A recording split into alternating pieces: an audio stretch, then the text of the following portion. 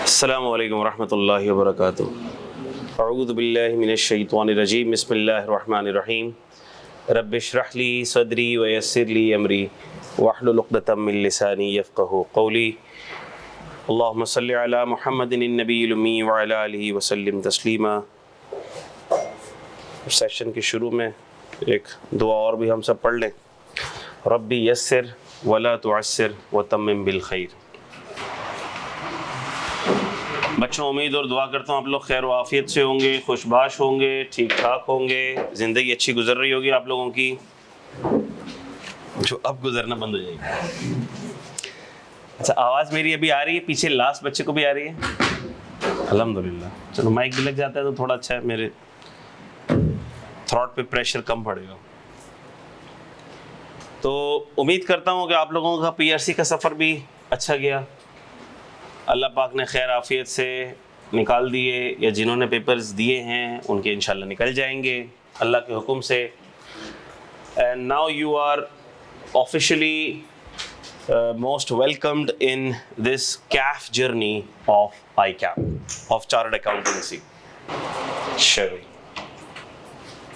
तो कैफ जब आप पढ़ेंगे आपको खुद ही पता लग जाएगा कि कैफ पीआरसी से काफ़ी मुख्तलिफ है, और अगर आपने इसे पीआरसी समझ के पढ़ा तो फिर आपको इसे समझने में एक और अटेम्प्ट लग जाएगी, जो कि हम में से कोई भी नहीं चाहेगा। ठीक है?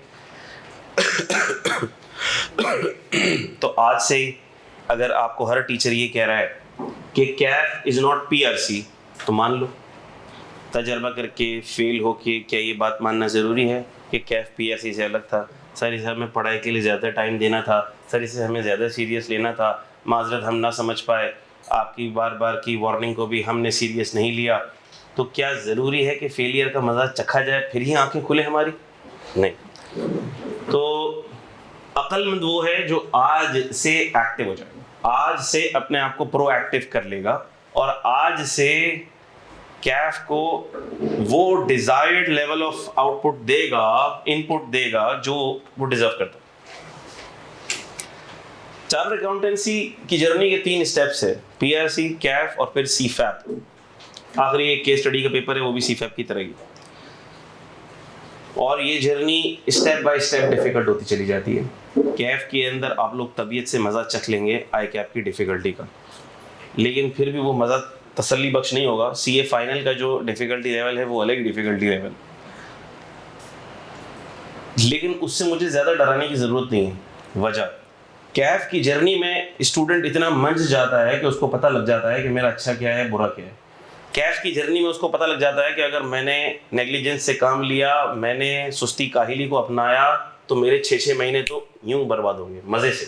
टक टक टक अटेम्प्ट आएगी जाएगी, आएगी जाएगी, और मेरे 6-6 महीने बर्बाद होते रहेंगे। ये कोई इंटर मैट्रिक तो है नहीं, ये कोई बीकॉम तो है नहीं, ये किसी यूनिवर्सिटी की एमबीए की डिग्री तो है नहीं कि एक बार एडमिशन लिया तो अब पास होकर ही निकलेंगे। रिकॉर्डिंग चल रही है भाई, इसकी भी, जूम की भी सही। ये कोई एमबीए की जर्नी तो है नहीं कि भाई एडमिशन लिया तो पास तो होकर ही निकलेंगे, ऐसा कोई सीन पार्ट नहीं है इधर।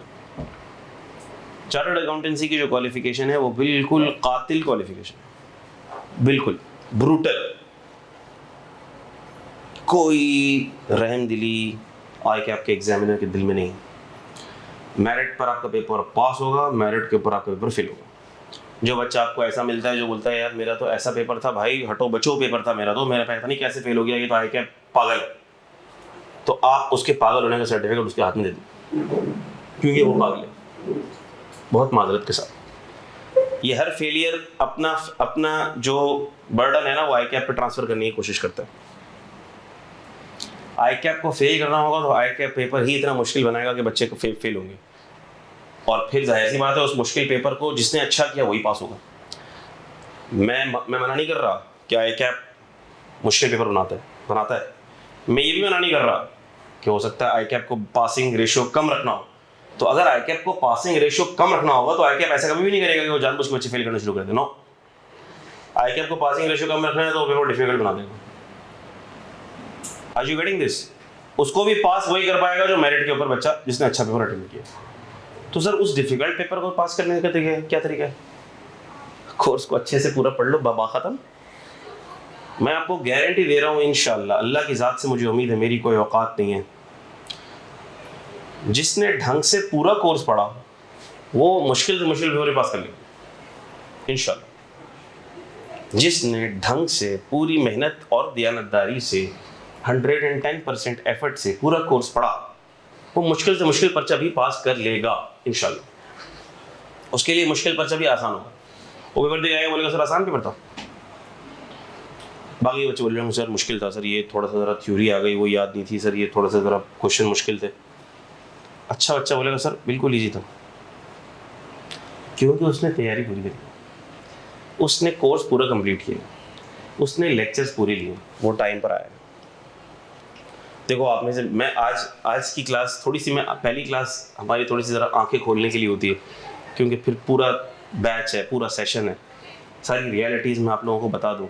देखो मैं आपको फिर बता रहा हूँ, आप में से कितने बच्चे ऐसे हैं जो क्लास में टाइम पे नहीं आ रहे होंगे, मेरे बार बार बोलने के बावजूद भी नहीं आ रहे होंगे, मेरा खून जल रहा होगा फिर भी नहीं आ रहे होंगे। मैं इससे ज़्यादा कुछ नहीं कर सकता कि कोशिश करूँ आपकी आंखें खोलने की, लेकिन ये वो स्टेज है कि जिसमें आप अपने अच्छे बुरे के खुद जिम्मेदार हैं। आपको पता है क्या अच्छा क्या बुरा, आपको पता है कि मेरे साथ बुरा होगा तो क्या बुरा होगा, मेरे 6 महीने बर्बाद हो जाएंगे, और ये 6 महीने गुजरते हुए देर नहीं लगेगी। कहने को 6 महीने पढ़ाई करने के लिए 3 महीने सिर्फ, यकीन करो इतनी जल्दी बैच स्टार्ट होता है ख़त्म होता है, स्टार्ट होता है ख़त्म होता है कि मैं खुद परेशान हूँ, ये हो गया है, वक्त का पहिया तेज़ी से घूम रहा है, क़यामत की निशानी में से एक निशानी है भाई। तो कहने का मकसद ये है कि अभी आप बैठे हुए हो, थोड़े टाइम के बाद बैच खत्म हो रहा होगा, बोलोगे सर ये क्या हो गया, पता भी नहीं चला बैच खत्म हो गया, ऐसे हो। तो आपने आज अपने आप से अहद करना है, कमिटमेंट करना है। मेरे बच्चों मैं बता रहा हूँ, कैफ 2 का पेपर मैं इसलिए नहीं कह रहा कि मैं कैफ 2 पढ़ा रहा हूँ, मैं इसलिए भी नहीं कह रहा कि मैं उस्ताद हूँ और मैं इतने सालों से कैफ 2 पढ़ा रहा हूँ, मैं ये इसलिए भी नहीं कह रहा कि मैं बहुत सालों से पढ़ा रहा हूँ, बहुत सीनियर चार्टर्ड अकाउंटेंट हूँ, मेरी फर्म है, मैं यही काम करता हूँ, इसलिए मैं फैक्चुअल बात बता रहा हूँ आपको कि इस कैफ 2 का पेपर आसान ही आता है, आसान ही आता है। ये मुश्किल पेपर आया, ये बच्चा वही बच्चा बोलेगा जिसकी तैयारी पूरी नहीं थी, माजरत के साथ, माजरत के साथ। मैं तो आपको ये पूरी किताब कराऊंगा इंशाअल्लाह। अल्लाह पाक मुझे हिम्मत दे, ताकत दे, इस्तिताअत दे, और इंशाअल्लाह अल्लाह के हुक्म से ऐसी कराऊंगा कि इसमें आप लोगों को मसला भी नहीं होगा। और अगर किसी के दिल में कोई बात है और वो मुझसे नहीं पूछता तो ये उसका कसूर है। कहीं मेरे पास तो नहीं है ना कि यार इस बच्चे को ये समझ में नहीं आया, इस बच्चे को समझ में नहीं आया, इस बच्चे को समझ में नहीं। मैं समझा दिया, 1 दफ़ा 2 दफ़ा रिवाइज करा दिया, बोला बेटा सबको क्लियर है, जी सर क्लियर है, मैं आगे चलूँगा। और क्या कर सकता हूँ मैं? प्रोफेशनल लेवल के ऊपर अगर मेरे पास 200 बच्चे रजिस्टर्ड हैं, ऑनलाइन मिला के 250 बच्चे रजिस्टर्ड हैं, मैं हर किसी से जज के तो नहीं पूछ सकता बेटा समझाया समझाया समझाया समझाया, नहीं पूछ सकता। ये तो आप बताएंगे ना कि सर ये क्लियर नहीं हुआ। और अल्हम्दुलिल्लाह अल्लाह का शुक्र है, आज तक जितने बैच पढ़ा है कोई बच्चा ये नहीं बोल सकता कि सर मैंने कहा था मुझे क्लियर नहीं हुआ और आपने फिर भी मुझे नहीं समझाया, मुझे नहीं बताया, मुझे ये टॉपिक क्लियर नहीं किया। कुछ बच्चे ऐसे होते हैं नहीं समझ आया, नहीं बताएंगे, बराबर वाले से पूछ रहे होंगे, क्लास के बाद बराबर वाले से पूछ रहे होंगे, अरे भैया तुमने फीस KNS पे दी है ना, मुझसे पूछो। आपने जी बेटा जी, आपने अगर आपको अगर कोई कॉन्सेप्ट समझ में नहीं आया और अगर आप मुझसे पूछ लेंगे ना, मैं आपको 10 और एग्जाम्पल से समझा दूंगा। समझो बात को, हम लोग समझते नहीं। मैंने आपको 2 एग्जाम्पल दिए हैं क्लास में, आपको नहीं समझ आया, मैं आपको तीसरी एग्जाम्पल से समझाऊंगा, चौथी एग्जाम्पल से समझाऊंगा। आप जिस अपने कलीग से पूछ रहे हो, पीयर से पूछ रहे हो, उस बेचारे ने तो मुझे से समझा, वो दूसरी की तीसरी एग्जाम्पल कैसे बनाएगा? वो आपके लिए उस टॉपिक को, उस चीज़ को कैसे मजीद आसान करेगा? बात समझ आ रही? तो प्लीज़ कोई चीज़ समझ में ना आए तो आपने शर्माना नहीं।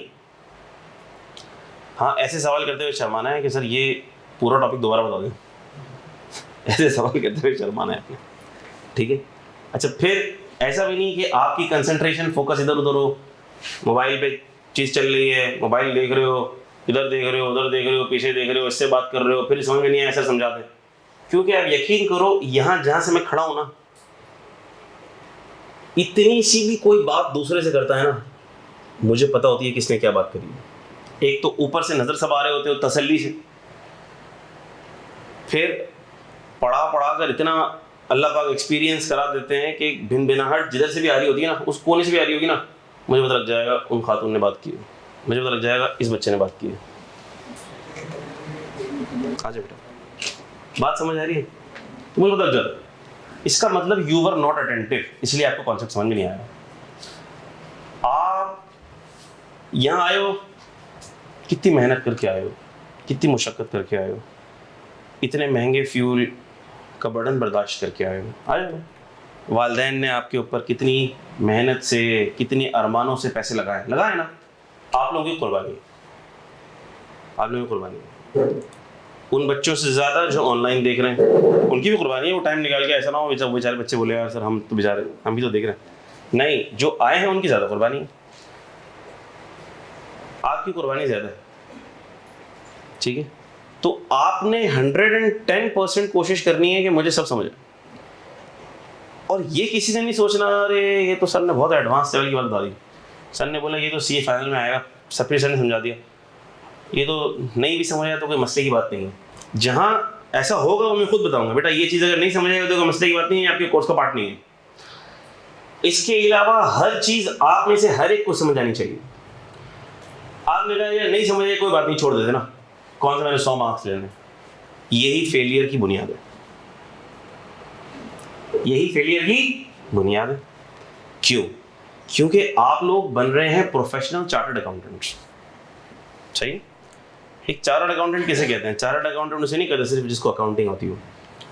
चार्टर्ड अकाउंटेंट उसे कहते हैं जिसको ये सारे स्किल्स और ये सारे नॉलेज बेस आते हों जो आईकैप आपको सिखा रहा है, जिसमें अकाउंटिंग भी है, जिसमें टैक्स भी है, जिसमें ऑडिट भी है, जिसमें लॉ भी है, जिसमें फाइनेंशियल मैनेजमेंट भी है, कॉस्टिंग भी है। ये कोर 6 एरियाज बता दिए मैंने आपको। कौन कौन से? Financial accounting and reporting, taxation, auditing, corporate laws, financial management, costing. सही? ये कोर एरियाज हैं। क्यों मैं कह रहा हूँ कोर एरियाज हैं? क्योंकि जब आप चार्टर्ड अकाउंटेंट बन जाएंगे तो आप इनमें से किसी एरिया के अंदर अपना कैरियर बना रहे होंगे। सर माशाल्लाह ज़बरदस्त हो गई बात, आईकैप इतनी पावरफुल क्वालिफिकेशन है जो हमें इन 5-6 एरियाज में ऑप्शन दे रहा है कि हम अपने कैरियर बना सकते हैं। Yes, this is the beauty of this qualification. You will realise this fact, you will realise this fact. जज़ाकल्लाह खैर। ठीक हो? तबीयत ठीक है? बात समझ आ रही है? ये ऐसी क्वालिफिकेशन है, आप यकीन करो यार। कॉस्टिंग डिपार्टमेंट के अंदर आपको चार्टर्ड अकाउंटेंट्स मिलेंगे, ट्रेजरी के अंदर आपको चार्टर्ड अकाउंटेंट्स मिलेंगे, टैक्स प्रैक्टिस में चार्टर्ड अकाउंटेंट्स मिलेंगे, कॉर्पोरेट प्रैक्टिस में चार्टर्ड अकाउंटेंट्स मिलेंगे, ऑडिट प्रैक्टिस में चार्टर्ड अकाउंटेंट्स मिलेंगे। और ये सारी अलग अलग कैरियर लाइन्स हैं, सारी अलग अलग कैरियर लाइन्स हैं।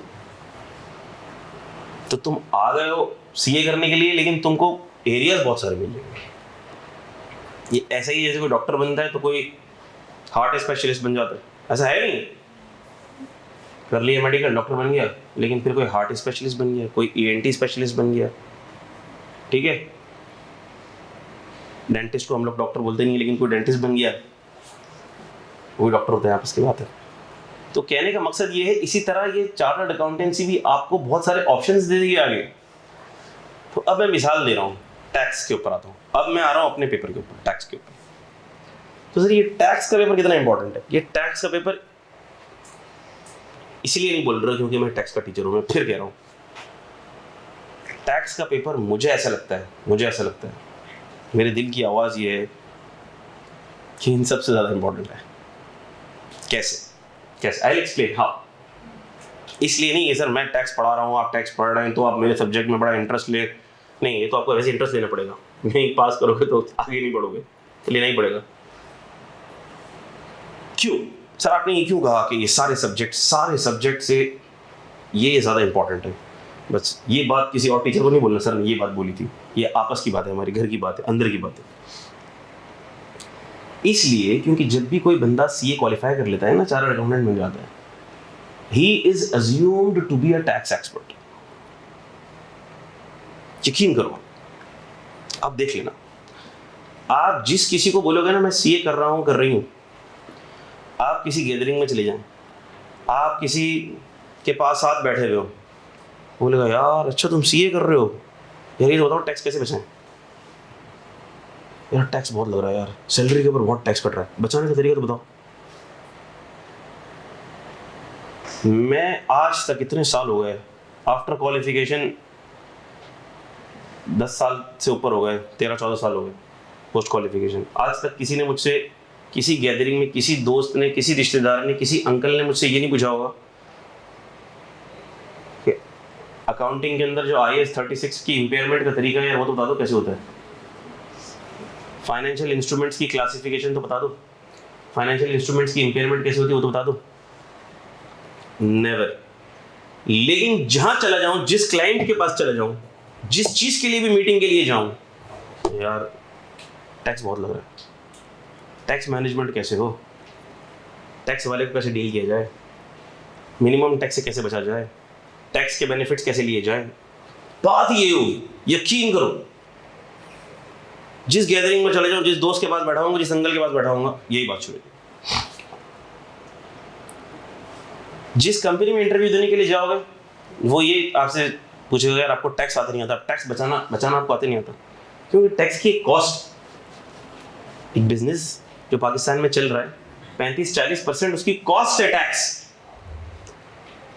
तो अगर वो चार्टर्ड अकाउंटेंट हायर कर रहा है, उसको 3-4 लाख रुपए की सैलरी दे रहा है, तो क्या वो ये एक्सपेक्ट ना करे कि चार्टर्ड अकाउंटेंट मुझे टैक्स बचाने के तरीके बताएगा, है कि नहीं? दूसरी बात, हर चीज में टैक्स इन्वॉल्व है। अकाउंटिंग करोगे तो अकाउंटिंग की हर ट्रांजैक्शन में टैक्स इन्वॉल्व है।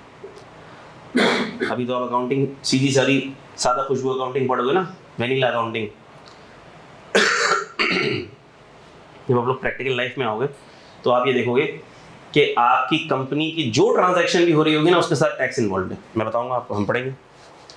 हर परचेज ट्रांजैक्शन के साथ उसकी टैक्सेशन इन्वॉल्व है, हर परचेज ट्रांजैक्शन के साथ इनकम टैक्स भी इन्वॉल्व है, सेल्स टैक्स भी इन्वॉल्व है, हर सेल ट्रांजैक्शन के साथ इनकम टैक्स भी इन्वॉल्व है, सेल्स टैक्स भी इन्वॉल्व है, फिर साल के आखिर में प्रॉफिट निकलेगा, इनकम टैक्स इन्वॉल्व है।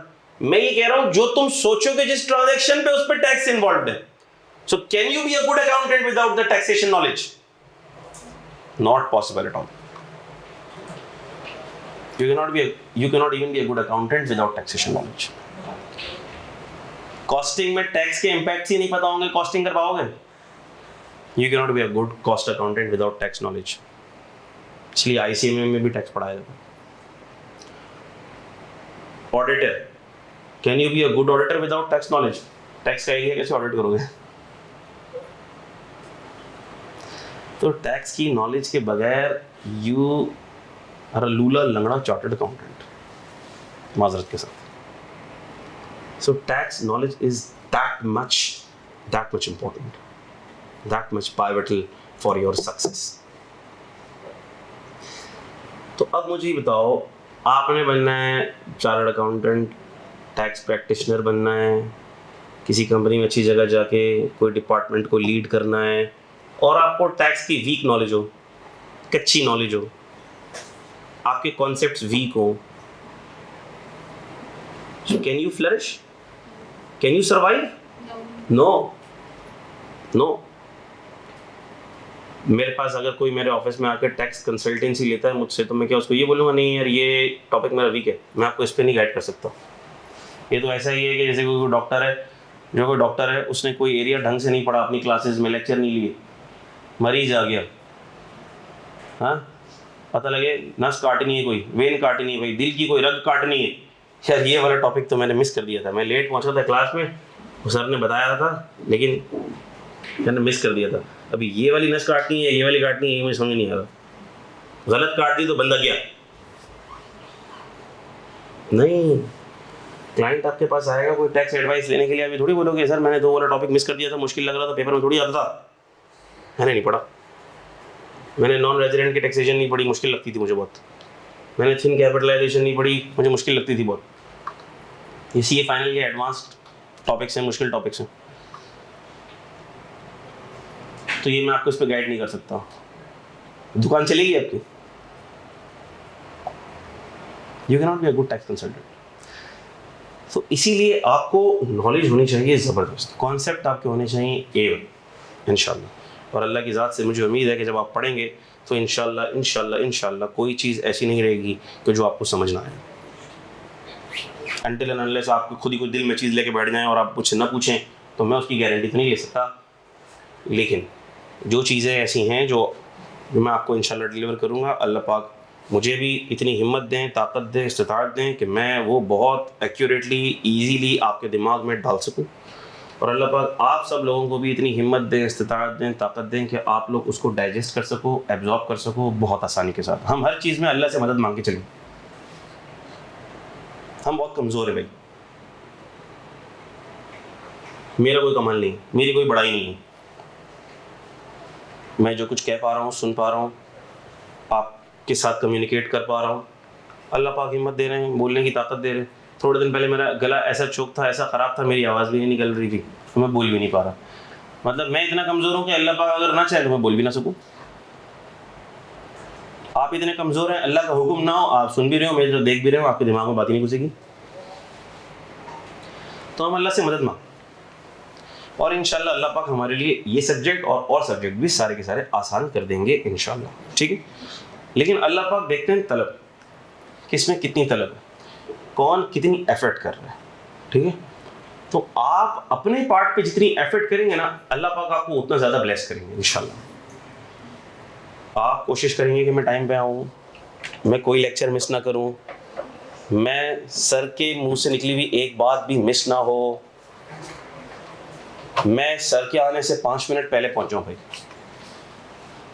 सर के आने से 5 मिनट पहले पहुंच जाऊँ। मिसाल ले रहा हूँ मैं भाई, सर ने 10:15 का टाइम दिया है, सर 10:15 पे भी आते हैं, 10:20 पे भी आते हैं, 10:25 पे भी आते हैं, मैं 10:10 पे क्लास में मौजूद हूँ।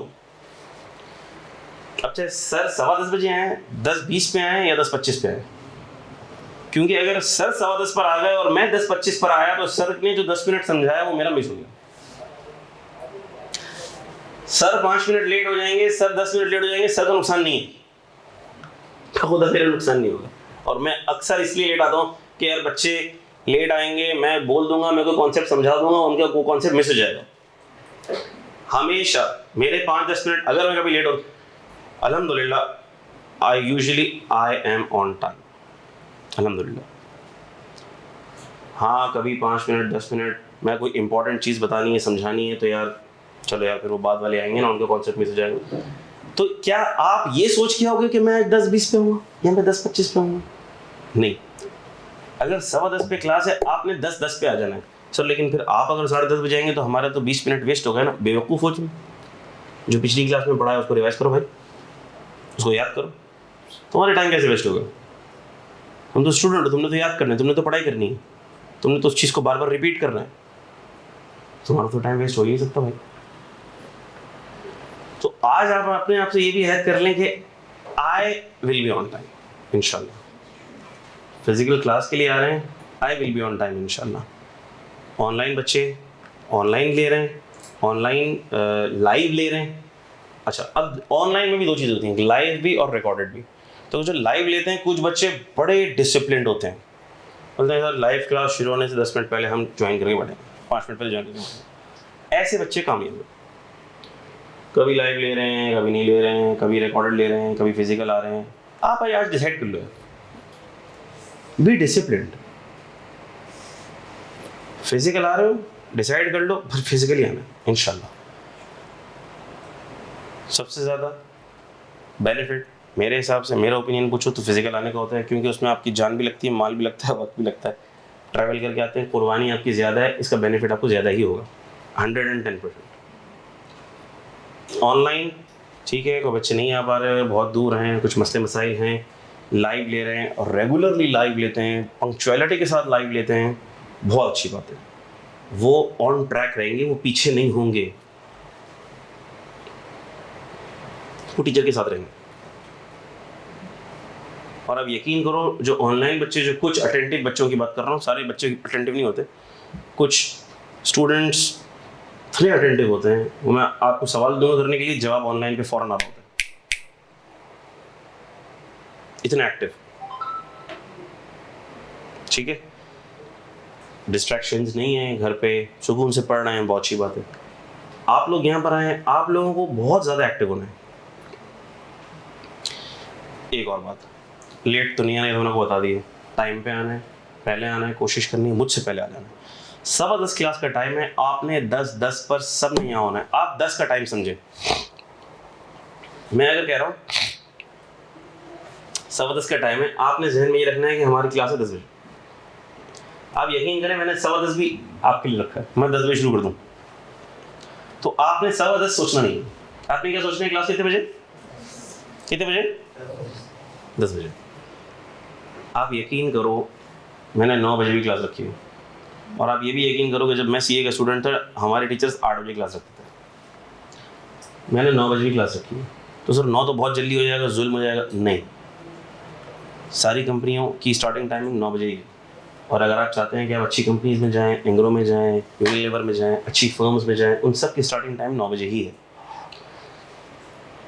लेकिन स्टूडेंट्स की सुस्ती के पेश नज़र, उनकी काहली के पेश नज़र, आहिस्ता आहिस्ता आगे होते होते ये टाइम 10 पहुंच गया। अब ये 10:15 कर दिया मैंने, लेकिन इससे आगे नहीं हुआ ये टाइम।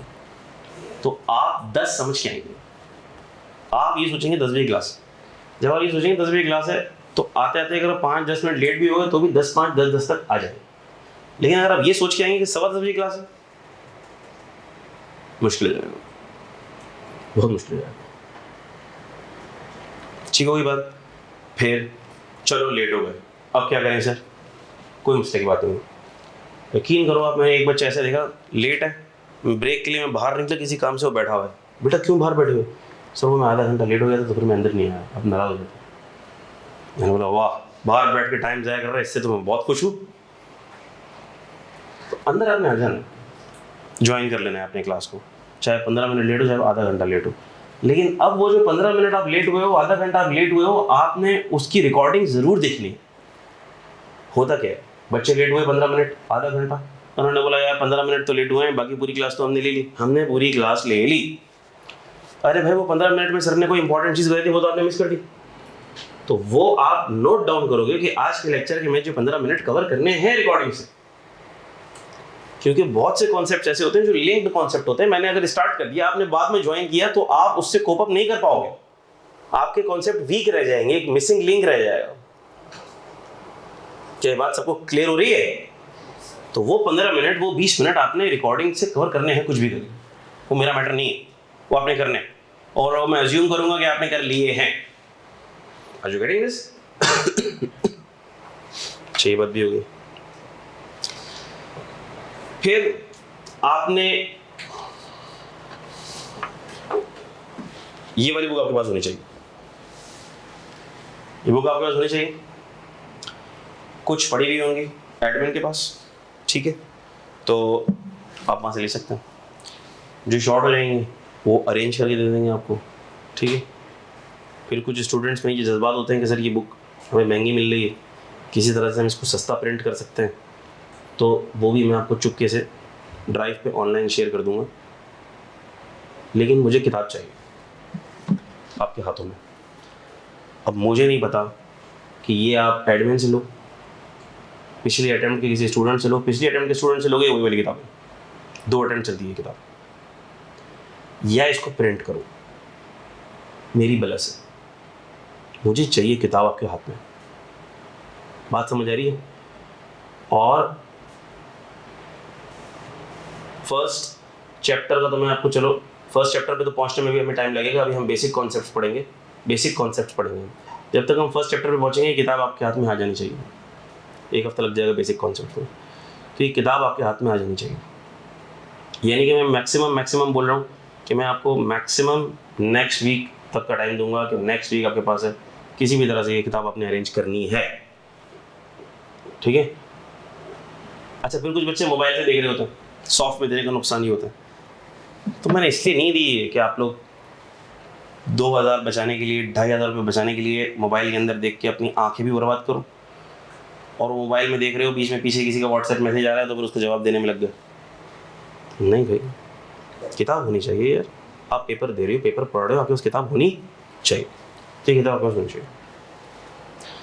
फिर आपके पास एक रजिस्टर होना चाहिए, जो कि होगा कैफ 2 के लिए, टैक्स के लिए ज़ाती रजिस्टर। सिर्फ और सिर्फ कैफ 2 के लिए ज़ाती रजिस्टर होना चाहिए। कैसा होना चाहिए वो मैं किसी का देख के बता देता हूँ। ठीक है, चलेंगे ये कॉपीज़ भी।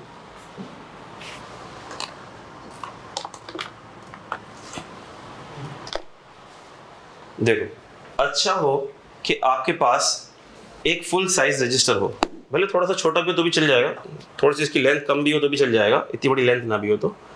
लेकिन आपके पास ऐसी रजिस्टर हो या ऐसी कॉपी हो, ठीक है भाई, ऐसी भी कॉपी होगी तो भी चल जाएगा, कोई मसला नहीं है। लेकिन कम से कम डेडिकेटेड हो, ठीक है, ऐसी डायरी है तो भी काम चल जाएगा, मसला नहीं है। लेकिन बिल्कुल छोटी 4-5 क्लास वाली कॉपियाँ ना लाएगा मेरे सामने, ठीक है, क्योंकि आपने आई कैप में जिस एग्जाम कॉपी पे लिखना है कम से कम उतनी विथ और लेंथ की आपके पास रजिस्टर एक होना चाहिए, डेडिकेटेड रजिस्टर आपके पास होना चाहिए। वो छोटी न्यू ईयर वाली डायरियों में मुझे काम नहीं चाहिए। यकीन करो कितने बच्चे होते हैं, मैं मना भी करता हूँ फिर भी वैसी डायरियाँ लेके आ जाएंगे, छोटी छोटे लिख लिख के काम कर रहे हो। नो। फिर आज बता रहा हूँ, अभी बता रहा हूँ, इंस्ट्रक्शंस दे रहा हूँ ख़ास तौर पर ख़वातीन के लिए, मुझे पेंसिल से काम नहीं चाहिए। नहीं सिर्फ हम रफ कर रहे हैं फिर वो घर जाके फेयर करेंगे, मुझे इतनी नफासत और नज़ाकत नहीं चाहिए, मुझे पेन से काम चाहिए। अच्छा, रजिस्टर में, कॉपी में मुझे पेन से काम चाहिए। भले आप रफ करो, घर जाके दोबारा फेयर करो, अगले पेज पे उसका फेयर कर लेना, कोई मसली बात नहीं, दोबारा कर लेना, लेकिन आप पेन से करें। आप पेंसिल से अपनी राइटिंग ख़राब मत करें, क्योंकि अपने पेन से लिखना है। आई कैप में जिस पेन से लिखना है, जिस ब्लैक पेन से लिखना है, आज उसी पेन से लिखें। आज से वही पेन यूज़ करें जो आपने आई कैप के एग्जाम में यूज़ करनी है, जो भी। आज से वही कैलकुलेटर यूज करें जो आपने आईकैप के एग्जाम में यूज करना है, चेंज मत कीजिएगा, चेंज मत कीजिए। वही साइंटिफिक कैलकुलेटर जो आप आज लेंगे, आमतौर पर जो मेरा फेवरेट कैलकुलेटर है FX 991 ES, अच्छा वाला ले लो, एक ही दफा ले लो, अच्छा वाला ओरिजिनल ले लो, 5000 का मिलेगा, 4000 का, 5000 का मिलेगा, इससे कम का नहीं मिलेगा। अच्छा वाला ले लो, उसको संभालना, बार बार गिरा मत देना ओरिजिनल वाले को, वो खराब हो जाएगा। सस्ता वाला वैसे ही खराब हो जाएगा। ओरिजिनल वाला एक बार ले लो, अच्छा वाला ले लो। अभी लोग CA फाइनल के पेपर में भी वही चल रहा होगा इंशाल्लाह, CA फाइनल के आखिरी पेपर में भी वही चल रहा होगा। मैंने जो कैलकुलेटर अपने इंटर में लिया था वही CA फाइनल के लास्ट पेपर में वही चल रहा था, FX 991 ES, बेस्ट मॉडल था उस वक्त, ओरिजिनल लिया था मैंने, वही चल रहा। तमीज से चलाओ, चले। उल्टे सीधे कैलकुलेटर, मोबाइल के ऊपर कैलकुलेशन कर रहे होंगे, हद हो गई यार। ये प्रोफेशनल स्टूडेंट्स हैं, क्लास में आने के बाद तो मोबाइल को ऐसे दफन करना चाहिए जैसे कोई मुर्दा दफन कर दिया आपने, ऐसे मोबाइल दफन होना चाहिए। फिर भी आवाज़ें आ रही होती हैं मोबाइल की, रिंगटोन्स बज रही होती हैं, पता नहीं क्या क्या। ऐसा मत करो, सीरियस। जितनी रिस्पेक्ट दोगे सब्जेक्ट को, सब्जेक्ट आपको उतनी रिस्पेक्ट देगा। कि मैं बात समझा पा रहा हूँ आप लोगों को, आपके दिमाग में बात जा रही है मेरी? तो डेडिकेटेड रजिस्टर्स होने चाहिए, डेडिकेटेड रजिस्टर्स होने चाहिए, डेडिकेटेड कॉपी होनी चाहिए, उस पर आप लोगों को काम करना है, उसी पर आप लोगों को होमवर्क करना है। फिर क्या होता है, होमवर्क दिया था बेटा किधर दिखाओ मुझे, मैं देखता हूँ होमवर्क, मैं देखता हूँ, मैं चेक करता हूँ, रैंडमली चेक करता हूँ। मैं ऐसा नहीं है कि देखे भूल जाऊँ, नहीं, सबके सवाल देखूंगा मैं, सबने रजिस्टर में किए या नहीं किए। जो नहीं करता फिर वो जलील होता है। यही है मेरे हाथ में, और तो मैं कुछ कर नहीं सकता। दिल तो मेरे चाहते हाथ में डंडा भी हो मेरे, लेकिन बस कुछ मजबूरियाँ हैं, तो जलील ही कर सकता हूँ मैं। फिर क्या होता है बहाने, सर वो मैंने घर का एक रजिस्टर अलग था, उसमें मैंने होमवर्क किया। अरे भाई क्यों अलग था, मैंने तो आपको नहीं बोला था अलग बनाने को, मैंने तो आपको बोला था यही है, जो होगा इसी में होगा। अलग क्यों था, क्यों था अलग भाई? तो जो रजिस्टर है वही रजिस्टर हो। ये अब सर बिल्कुल बच्चों वाली बातें आप क्यों बता रहे हैं? इसलिए बता रहा हूँ क्योंकि आप इससे भी बच्चे हैं, माजरत के साथ।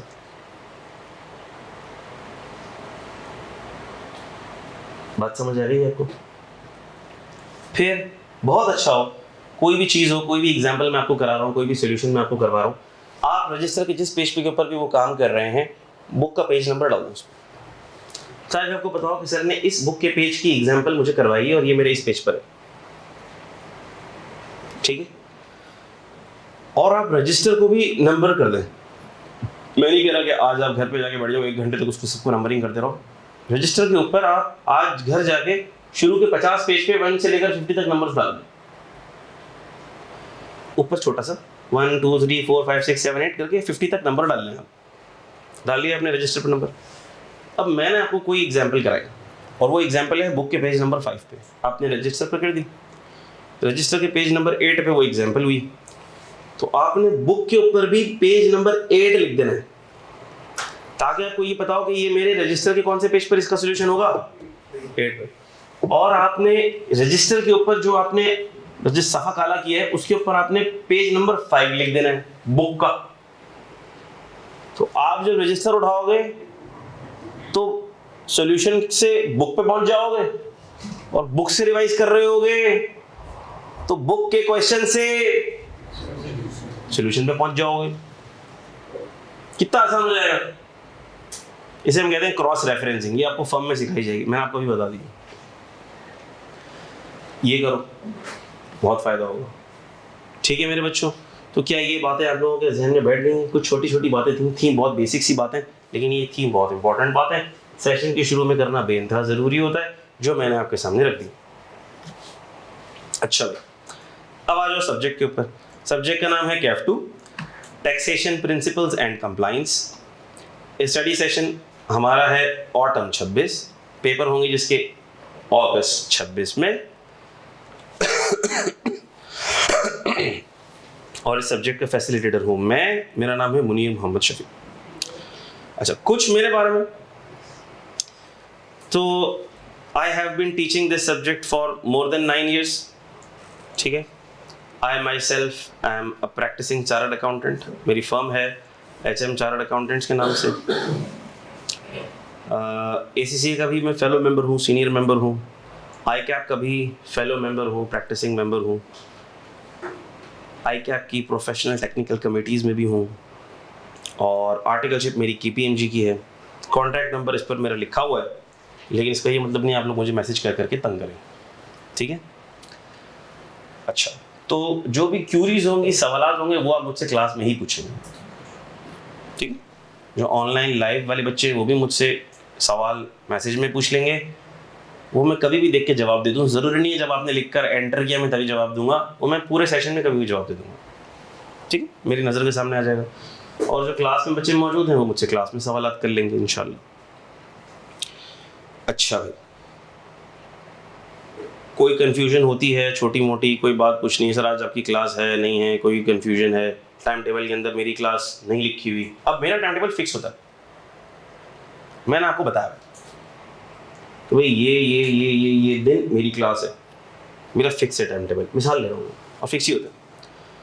अब आपने देखा यार आज के शेड्यूल के अंदर KNS के चैनल के ऊपर टाइम टेबल लगा, उसमें सर की क्लास नहीं आ रही, सर की क्लास नहीं आ रही लिखी हुई, तो फिर आप मुझे मैसेज कर दें, मुझे बता दें सर आपकी क्लास शेड्यूल में नहीं आ रही। फिर मैं खुद ही एक्शन ले लूँगा जो मुझे लेना है। क्यों नहीं आ रही भाई, मिस हो गई, क्यों मिस हो गई, कैसे हो गई, मुझसे पूछे कैसे चेंज हो गया। लेकिन 99% चांस है कि वो होगी, वो मुझे भी नहीं पता होगा कि टाइम टेबल में नहीं आ रही। आप मुझे बता दें मैसेज करके। मैं फिर टाइम टेबल देखता ही नहीं हूँ। मेरे स्लॉट्स फिक्स हैं, मेरे सेशंस फिक्स हैं, फिर मैं टाइम टेबल नहीं देखता। तो अगर गलती से कोई एरर हो गया, टाइपो एरर हो गया, कई दफ़ा हुआ ऐसा, तो आप मुझे मैसेज कर दें ताकि मैं उसको फ़ौरन से ठीक करवा दूँ। 2 4 5 बच्चे कर देते हैं, मैं फ़ौरन ठीक करवा देता हूँ। ठीक हो गई बात। आपने मैसेज किया, मैंने जवाब नहीं दिया, मैंने आपका देख लिया मैसेज, अब मैं कहीं मीटिंग में हूँ, कहीं ड्राइव कर रहा हूँ, ज़रूरी नहीं है जवाब दूँ। Are you getting this? दे दूँगा जब भी मौका मिलेगा, मैं दे दूँगा। ठीक हो गई बात। तो अल्हम्दुलिल्लाह इस सब्जेक्ट को बहुत अरसे से पढ़ा रहा हूँ। फिर हम टैक्स प्रैक्टिस में भी वी आर टैक्स प्रैक्टिशनर्स। बहुत सारे क्लाइंट्स के टैक्स के एरियाज़, कंपनीज़ के टैक्स के एरियाज़ हम लोग देख रहे होते हैं। तो अल्हम्दुलिल्लाह अल्लाह के हुक्म से इंशाअल्लाह, अल्लाह की ज़ात से मुझे पूरी उम्मीद है कि ये इंशाअल्लाह इस सब्जेक्ट को हम आपके लिए बहुत आसान कर देंगे, और इसको समझना समझाना इंशाअल्लाह बहुत आसान हो जाएगा। इसको पास करना आपके लिए इंशाअल्लाह बहुत आसान हो जाएगा। इसकी इम्पोर्टेंस के बारे में मैं आपसे बात कर चुका, ये एरियाज़ भी मैं आपको बता चुका, और टैक्स का एरिया कितना इंपॉर्टेंट है इसके ऊपर भी हम बात कर चुके। सिलेबस का हम ओवरव्यू देखेंगे, पासिंग रेशियो पर कुछ बात करेंगे, रीजंस ऑफ फेलियर पे और कुछ देखते हैं। अच्छा, फिर हम देखते हैं आई कैप का सिलेबस डॉक्यूमेंट।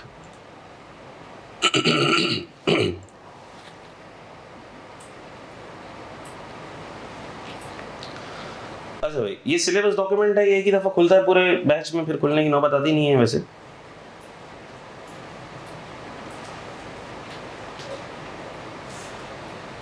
अच्छा, ये रहा आपके सामने।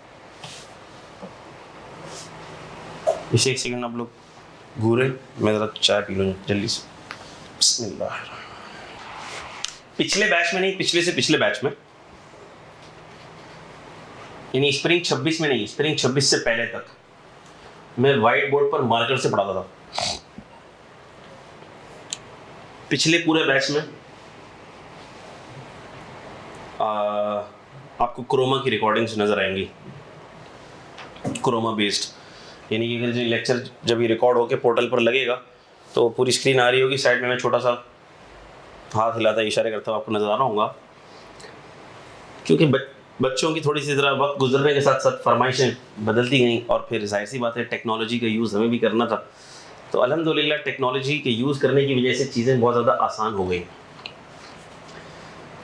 तो जो पहले बोर्ड पर वर्किंग कर रहा होता था मैं, फिर बच्चे वो कॉपी कर रहे होते थे, कभी तस्वीरें खींच रहे होते थे, तो अब हुआ ये है कि वो सारी की सारी वर्किंग अब सॉफ्ट में होती है, हाईलाइटिंग डॉक्यूमेंट में हो जाती है, कोई नोटिंग होती है जो मैं नोटिंग कर रहा होता हूँ वो तो वैसे ही इस पर आ जाती है, और ये सारी की सारी सेव हो जाती है। और ये जो जिस फोल्डर में सेव होती है उस फोल्डर का लिंक आपके पास मौजूद होता है। यानी मैं जब क्लास एंड करूँगा और जिस फाइल में भी वर्किंग कर रहा हूँ, एक्सेल की फाइल में एक्सेल की वर्किंग कर रहा हूँ, नोटिंग कर रहा हूँ, नोट्स की फाइल में नोटिंग कर रहा हूँ, और जो भी बुक है बुक के ऊपर एनोटेशन कर रहा हूँ। तीन चीज़ें हो गई, एक एक्सेल की फाइल के अंदर जो मैं सॉल्यूशंस कर रहा हूँ, जो नोटिंग्स की फाइल में नोटिंग्स कर रहा हूँ, और जो बुक में या चैप्टर में एनोटेशन कर रहा हूँ। ये तीनों चीज़ें जैसे ही क्लास खत्म होती है मैं कंट्रोल एस प्रेस करता हूँ, फोल्डर में वो अपडेट हो जाती है फाइल, गूगल ड्राइव का लिंक आपके पास है, व्यूइंग एक्सेस, तो आपके पास रियल टाइम बेसिस के ऊपर वो अपडेट होकर आपके पास आ जाती है। यानी मुझे उसको ग्रुप पे शेयर करने की ज़रूरत नहीं पड़ती। जैसे ही आप रजिस्टर्ड ग्रुप में ऐड होंगे, रजिस्टर्ड ग्रुप की डिस्क्रिप्शन में मैं वो लिंक डाल दूंगा, ठीक है। जो भी आपका कैफ 2 का रजिस्टर्ड स्टूडेंट्स का ग्रुप है उसकी ग्रुप डिस्क्रिप्शन के अंदर ही वो लिंक आपको मिल जाएगा गूगल ड्राइव का। आप उसको क्लिक करेंगे, गूगल ड्राइव एक्सेस करेंगे, उसमें सारा मटेरियल आपको मिल जाएगा। क्या बात आपकी समझ आती है बेटा? हर चीज़। तो सर क्या हम नोटिंग न करें, क्या हम हाथ के हाथ न लिखें? कुछ चीज़ें होंगी जो मैं आपको कहूँगा यार ये लिख लो, अच्छा याद रह जाएगा आपको भी, आपके हाथ से भी आप लिख लो। घर जाके भी जो कोशिश करूँगा, जो मैंने चार्ट बनाया है, बहुत सारी चीज़ों के मैं चार्ट्स बना दूंगा, माइंड मैप्स बना दूंगा, डायग्राम्स बना दूंगा, वो घर जाके आप अपने रजिस्टर में उतार लें। मेरी ज़ाती ख्वाहिश ये है कि वो चीज़ें आपके पास आपके रजिस्टर में मौजूद होनी चाहिए। बात समझ आ रही है? क्योंकि पेपर तो आपने देना है, ये तो कर तो मैंने लिया, मैंने दोबारा तो पेपर देना नहीं। मैंने किसके लिए किया? आपके लिए किया, ताकि आप भी ये कर लें। तो आप सुस्ती की दुकान मत बनिए कि सर ने कर लिया अब तो हमारे पास है, जब भी हम चाहें खोल लें। वो जब भी आप चाहें खोल लें, वो आप कभी चाहेंगे नहीं ऐसा, और वो खोलेंगे नहीं उसको आप, क्योंकि आप है इंतहाई दर्जे के सुस्त लोग। तो अच्छा ये है कि टाइम टू टाइम घर जाते के साथ ही आपने उसको अगर अपने रजिस्टर पे कॉपी कर लिया, ये बहुत अच्छा हो जाए। क्या ख्याल है? ऐसा कर लेना, आपकी सेहत के लिए अच्छा होगा। आओ देखते हैं एग्जाम की वेटेज। सिलेबस एरिया ABC नजर आ रहा है सबको? Syllabus area ABC।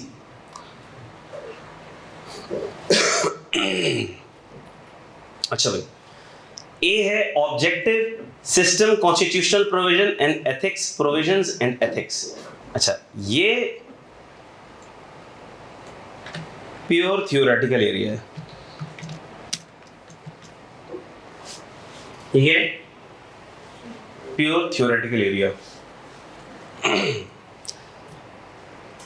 इसमें आपको याद ही करना होगा, मैं समझाऊंगा।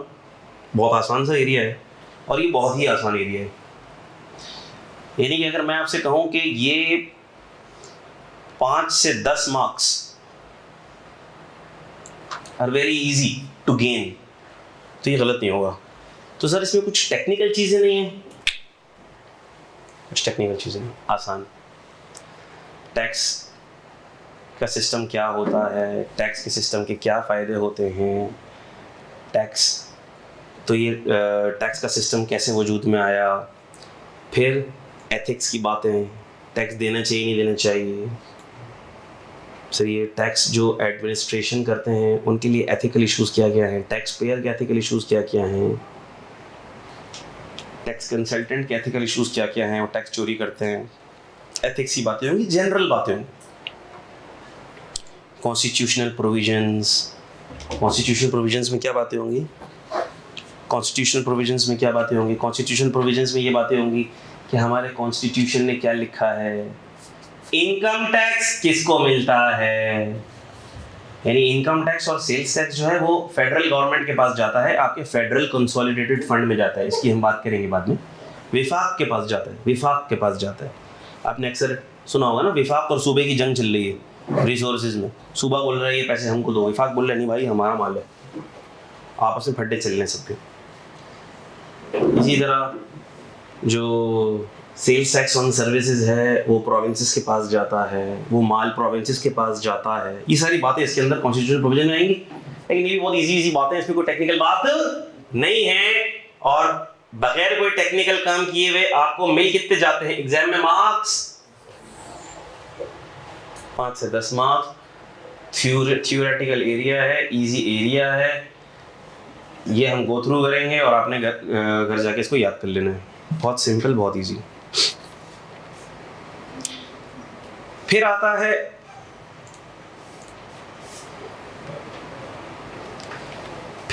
आपके पास इनकम टैक्स का एरिया, और फिर आता है आपके पास सेल्स टैक्स का एरिया।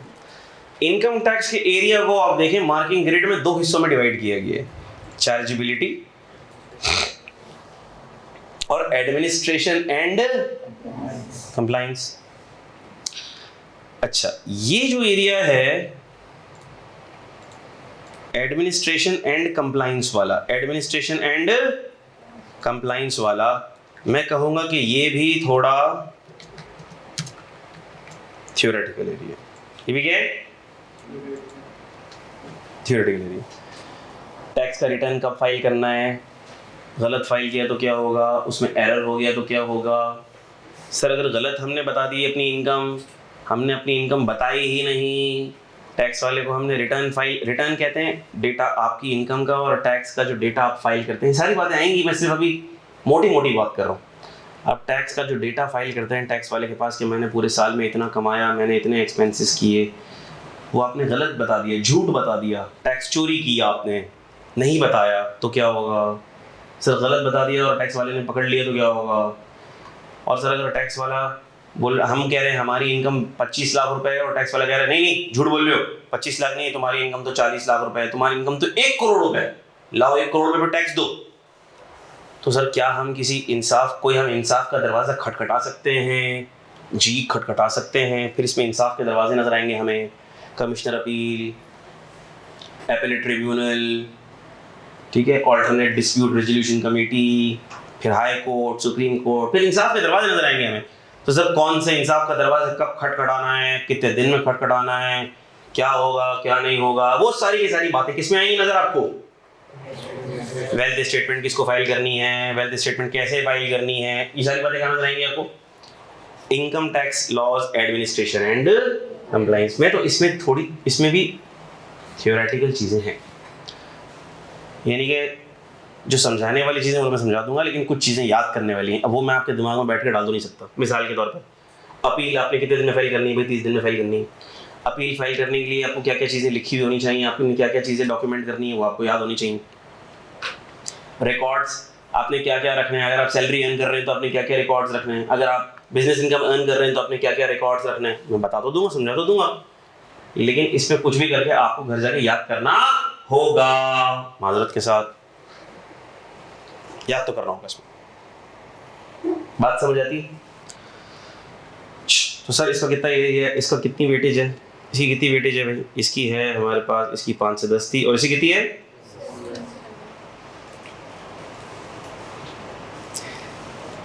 तो सर इसमें समझने का कुछ नहीं है। सर इसमें क्या समझने का कुछ नहीं है? मैंने ऐसा नहीं कहा, मैंने ऐसा नहीं कहा। इसमें समझने का है। रिटर्न की डेट, फाइलिंग की डेट कैसे होती है, समझने की बात है। रिटर्न अमेंडमेंट कब तक हो सकती है, वो डेट्स के हिसाब से मुझे आपको समझाना पड़ेगा।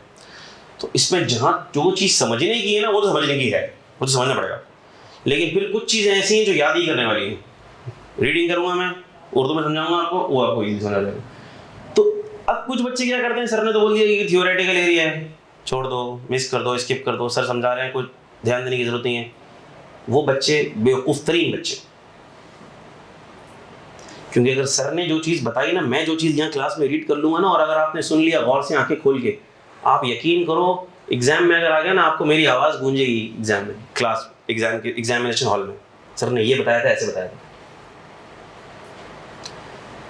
रिटर्न फाइलिंग की डेट्स कि इस कंपनी का ये ईयर एंड है, इस बंदे का ये ईयर एंड है, इस एओपी का ये ईयर एंड है, रिटर्न फाइलिंग की डेट क्या है। क्लास के अंदर हमने सवाल किया था, क्लास के अंदर हमने सवाल किया था, ये वाला पिछले अटेम्प्ट के अंदर वही सवाल है बच्चे। सर वो आपने करवाया था ना, वो जो करवाया था ना अपने क्लास में, वो हमें अभी उस वक्त तक याद था कि डेट कौन सी है रिटर्न फाइलिंग की, हमने आसानी से कर लिया। तो आपने क्लासेस को हल्का नहीं लेना, चाहे वो थ्योरेटिकल टॉपिक ही क्यों ना हो। क्या ये बात समझ आ रही है? लेक्चर्स को आपने हल्का नहीं लेना। सर ने कवर कराया है तो आपको सर के साथ कवर कर लेना। खुद से अल्लामा बनने की जरूरत नहीं।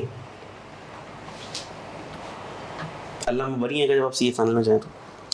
अच्छा, तो ये दो थ्योरेटिकल एरिया मैंने बता दिए। अच्छा, दो थ्योरेटिकल एरियाज को अगर आप सम भी कर दो तो कितना बना, 5 से 10 और 10 से 15, यानी कि 15 से 25, ऐसा ही है। अभी मैं सिर्फ थ्योरेटिकल पे आ रहा हूँ, फिर बाकी जो बचा ज़रा प्रैक्टिकल। सेल्स टैक्स पे आ जाओ। अच्छा, ये पूरा प्रैक्टिकल है, ये पूरा क्या है, ये पूरा, फिर इसके अलावा जो भी पोर्शन बचा वो फिर पूरा क्या है, प्रैक्टिकल।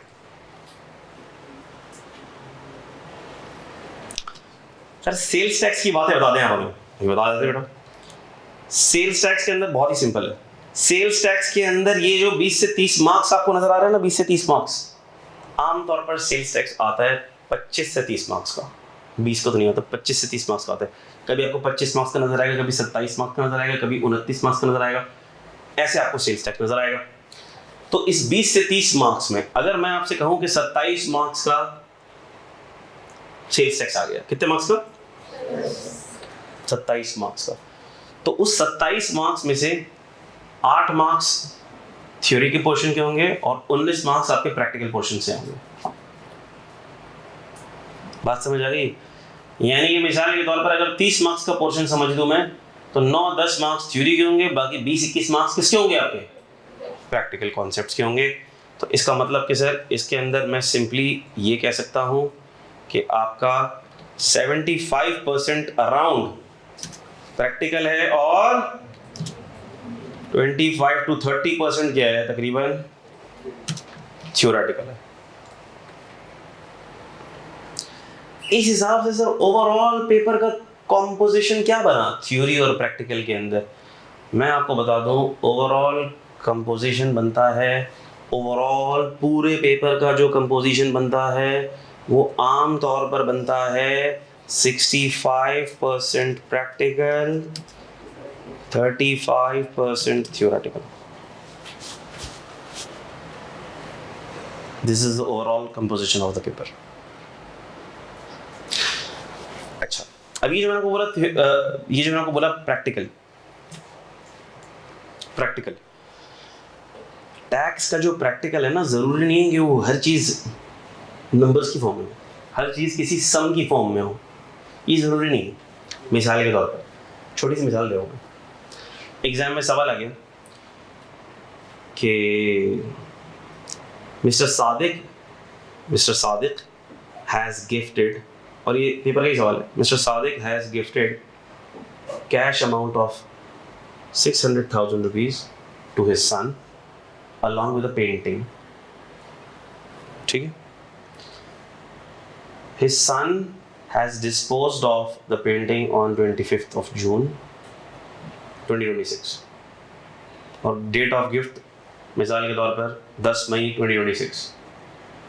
कॉस्ट पेंटिंग की दे दी होगी आपको, और एग्जाम में एग्जामिनर ने लिखा होगा एक्सप्लेन द टैक्स ट्रीटमेंट. क्या लिखा होगा? Explain the tax treatment. Mister Sadiq के हाथों में टैक्स ट्रीटमेंट क्या होगा और उसके बेटे के हाथों में टैक्स ट्रीटमेंट क्या होगा? बाप ने बेटे को गिफ्ट कर दिया, कैश भी गिफ्ट किया है, पेंटिंग भी गिफ्ट की है. बेटे ने कैश भी ले लिया, पेंटिंग भी ले ली, पेंटिंग लेके बेच भी दी. अब इसका टैक्स ट्रीटमेंट क्या होगा? अब ये this is not a sum, this is not a numerical sum. क्या अकाउंटिंग की तरह आपको एक पेज के अंदर कोई सवाल सॉल्व करना पड़े, मैथमेटिक्स की तरह कोई सवाल आपको सॉल्व करना पड़े? नहीं. अब आपको गिफ्ट का सेक्शन ज़हन में होना चाहिए कि गिफ्ट टू अ रिलेटिव का क्या प्रोविजन था. रिलेटिव को गिफ्ट मिलता है तो क्या होता है, मॉनेटरी मिलता है तो क्या होता है, नॉन मॉनेटरी मिलता है तो क्या होता है. रिलेटिव को मिल रहा है तो कैपिटल. अब ये पेंटिंग क्या है? कैपिटल एसेट है. कैपिटल एसेट है, फादर ने सन को दिया है तो कैपिटल गेन टैक्सेशन इन्वॉल्व होनी चाहिए. लेकिन चूंकि रिलेटिव है तो नॉन रिकग्निशन रूल अप्लाई हो जाएगा. नॉन रिकग्निशन रूल जब अप्लाई होता है तो कैपिटल गेन टैक्सेशन नहीं कैलकुलेट होता. तो बाप बेटे को पेंटिंग बेचेगा तो कैपिटल गेन टैक्सेशन नहीं लगेगा, गिफ्ट करेगा तो कैपिटल गेन टैक्सेशन नहीं लगेगा. लेकिन बेटा जब पेंटिंग बेचेगा तो फिर कैपिटल गेन टैक्सेशन लगेगा. तो अब ये सारी की सारी चीजें जो मैंने आपको बताई हैं, क्या ये प्रैक्टिकल नहीं है? This is practical. जिसके कॉन्सेप्ट पक्के, जिसने क्लास में सारे कॉन्सेप्ट समझे हुए होंगे, उसके लिए चुटकी बजाते हुए सारे ट्रीटमेंट. जिसके दिमाग में मेरे बनाए हुए सारे चार्ट्स होंगे, गिफ्ट का चार्ट, कैपिटल गेन का चार्ट, नॉन रिकग्निशन रूल का चार्ट, जिसके जहन में वो चार्ट होंगे उसको सोचने की जरूरत नहीं पड़ेगी. अरे ये तो मजेदार ट्रीटमेंट आ गया, ये तो मार्क्स पूरे हैं अपने. This is practical question, case based, scenario based question. यानी कि इसका मतलब ये है कि आपने लिखा है, लेकिन लिखा जरूर है आपने, लेकिन ये थियोरेटिकल नहीं है. ये क्या है? प्रैक्टिकल क्वेश्चन है. हम पहला चैप्टर पढ़ेंगे tax year and residential status. Mister A है, यूके में जॉब करता है, यूके में उसको सैलरी मिल रही है, यूके में एम्प्लॉयर ने उसका टैक्स काट लिया है, वो पाकिस्तान के अंदर रेजिडेंट हो गया है. आप बताओ उसकी सैलरी के ऊपर पाकिस्तान में क्या टैक्सेशन होगी? अब अगर आपके दिमाग में कॉन्सेप्ट है तो आपको पता होगा कि भाई सैलरी डबल टैक्स नहीं होती, फॉरेन एम्प्लॉयर ने अगर टैक्स काट लिया तो वो पाकिस्तान में दोबारा टैक्स नहीं देगी. सिंपल.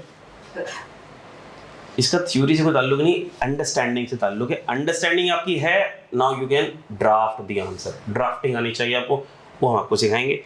तो प्रैक्टिकल हर वो चीज़ है जो कॉन्सेप्ट बेस्ड है, जो कॉन्सेप्ट बेस्ड है, जो कॉन्सेप्चुअल है, जो कॉन्सेप्चुअल है, जिसके लिए आपको रट्टे की ज़रूरत नहीं है, जो अंडरस्टैंडिंग पे बेस करती है, जो आप खुद से भी लिख सकते हैं, जो आप अंग्रेजी अपनी खुद से भी लिख सकते हैं. लेकिन अंग्रेजी आपको आनी चाहिए, माजरत के साथ वो नहीं आती आप लोगों को. लिखना कुछ चाहते हो, जज्बात कुछ होते हैं, कागज पे कुछ आ जाता है. बेटा ये आपने क्या लिखा है, ये तो लॉ है ही नहीं. बताओ वो सही रहा होता है, लिख उल्टा सीधा रहा होता है. ये मैं आपको एग्जांपल दिखाऊंगा लाइव. ड्राफ्टिंग करेंगे जब आप लोगों से, जब मैं ड्राफ्टिंग कराऊंगा, जब मैं आंसर रीड करूंगा, आपको खुद पता लग जाएगा आप लोग कितना ऑल फॉल लिखते हो. और उसके बाद ये सोचते हो कि हमने सब कुछ सही लिखा है, हमें एग्जाम के अंदर पूरे मार्क्स मिलेंगे और हम पास हो जाएंगे. बहुत से बच्चों को ड्राफ्टिंग पे बहुत मेहनत करने की ज़रूरत होती है और इसमें कोई शर्म की बात नहीं है, कोई शर्म की बात नहीं. मेरा एक स्टूडेंट, मुझे आज तक याद है, 4 अटेम्प्ट या 5 अटेम्प्ट हो गए और उसकी जो ड्राफ्टिंग थी वो बहुत वीक थी, क्योंकि उसकी स्कूलिंग जो है ना वो गवर्नमेंट स्कूल से हुई थी. उसकी ड्राफ्टिंग बहुत वीक थी और वो जब लिखता था तो बहुत एरर्स कर देता था. लेकिन वो इतना मेहनती बच्चा था, यकीन करो आप, इतना हार्ड वर्किंग बच्चा था. मतलब मैं मिसाल के तौर पर अगर किसी का सवाल देखूं और उसमें इतने कीड़े निकालूं तो सामने अगली दफ़ा वो बच्चा आए, मिसाल के तौर पर तो बच्चा आएगा ही नहीं कि यार तो सर के पास जाएंगे, सर तो आंसर पे जनाजा निकाल देंगे, अब तो सर को दिखाएंगे ही नहीं हम. उस बच्चे की हिम्मत, वो 3 दफ़ा मुझे आंसर ला के दिखा, सर आपने भी करेक्शन की थी, अब देखें अब सही है.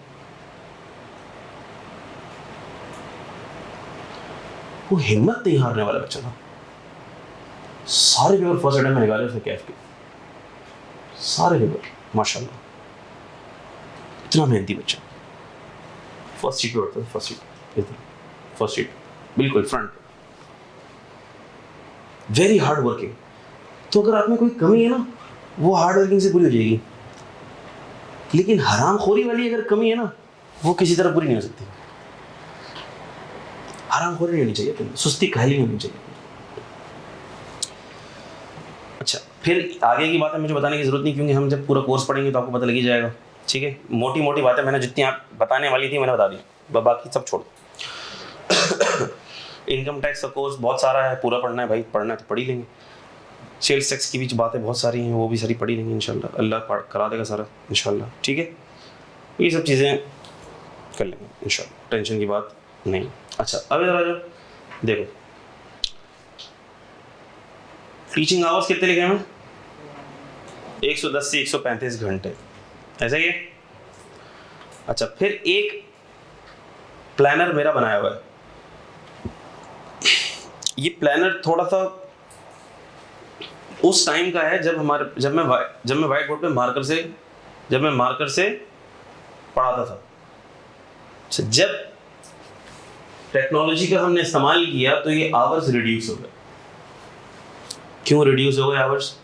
क्योंकि मुझे लिखना नहीं पड़ता था, मुझे बोर्ड मिटाना नहीं पड़ता था, बहुत सारी चीज़ों का टाइम बच गया, मुझे स्टूडेंट को कॉपी करने के लिए टाइम नहीं देना पड़ता था।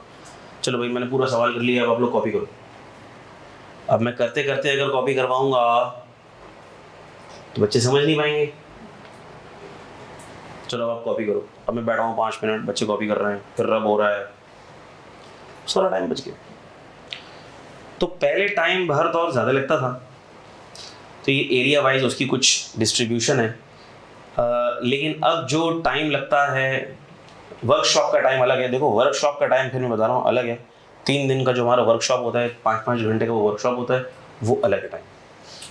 उस वर्कशॉप के वो एग्ज़ाम से पहले होता है, पूरा रिवीजन और उसके अंदर सब चीज़ें, हर चीज़ दोबारा से रिवाइज और रिकैप, और वो पेपर से पहले वो मेरी आदत है और मैं ज़रूर करवाता हूँ अल्हम्दुलिल्लाह। तो 3 डेज़ के वर्कशॉप की अगर मैं टाइमिंग निकाल दूँ, वो वाले 15 घंटे में निकाल दूँ, तो अब जो आपका कोर्स बैठता है वो इसी ड्यूरेशन पर बैठेगा। 110 से 120, 125, 130, 135 घंटे तक बैठेगा आपका कोर्स। क्या बात आपकी समझ आती है बेटा? यानी कि 115 घंटे, चलो अगर मैं एवरेज पकड़ लूँ इसका, 115 घंटे ये और 15 घंटे की वर्कशॉप, तो कोई 130, 140 घंटे का आपका ये कोर्स होगा। क्या बात आपकी समझ आती है बेटा? अच्छा, क्लासेस कब कब होंगी और सर कोर्स कब ख़त्म होगा? ये सारे सवालात मैं इसलिए अभी से आपको जवाब दे रहा हूँ क्योंकि ये सवालात से फिर मैं चिढ़ जाता हूँ। बच्चे बार बार पूछते हैं ना, तो मैं चिढ़ जाता हूँ, मेरी चिढ़ बन जाती है। अच्छा, अब आज मैं थोड़ा सा आपको एक्सप्लेन कर दूँ।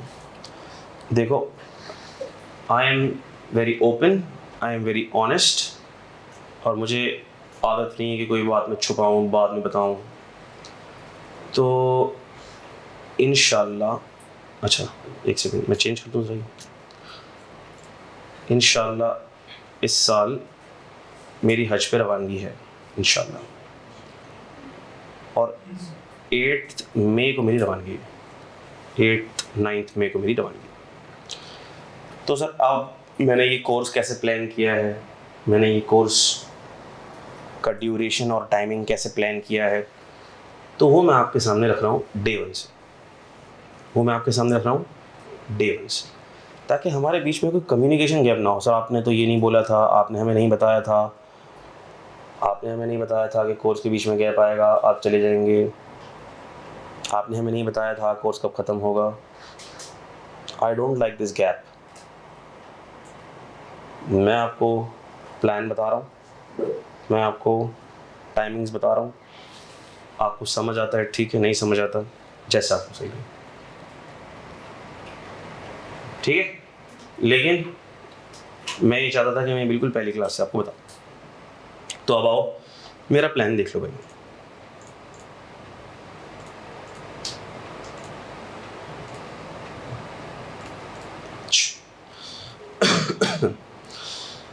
तो बेटा मेरे जाने से पहले यानी 8 मई को अगर मेरी रवानगी है तो इसका मतलब ये है कि मेरे पास पूरा अप्रैल का महीना मौजूद है और मई के भी 5 दिन 6 दिन मौजूद है। तो मेरे जाने से पहले जितने दिन मैं यहाँ हूँ पाकिस्तान में, मेरी क्लास हफ्ते में 6 दिन होगी। कितने दिन होगी? हफ्ते में 6 दिन। वजह उसकी ये है क्योंकि फिर मेरा गैप आएगा, मेरा ब्रेक आएगा। तो मेरी क्लास जाने से पहले हफ्ते में 6 दिन होगी, मंडे से सैटरडे होगी और डेली 2 घंटे होगी। ठीक है? वैसे 5 दिन होती थी, 4 दिन होती थी, 5 दिन होती थी, 5 दिन होती थी, कभी 4 दिन होती थी। कभी सैटरडे लेता था, कभी नहीं लेता था, मेरे मूड पे था। लेकिन अभी ये होगी मंडे से सैटरडे,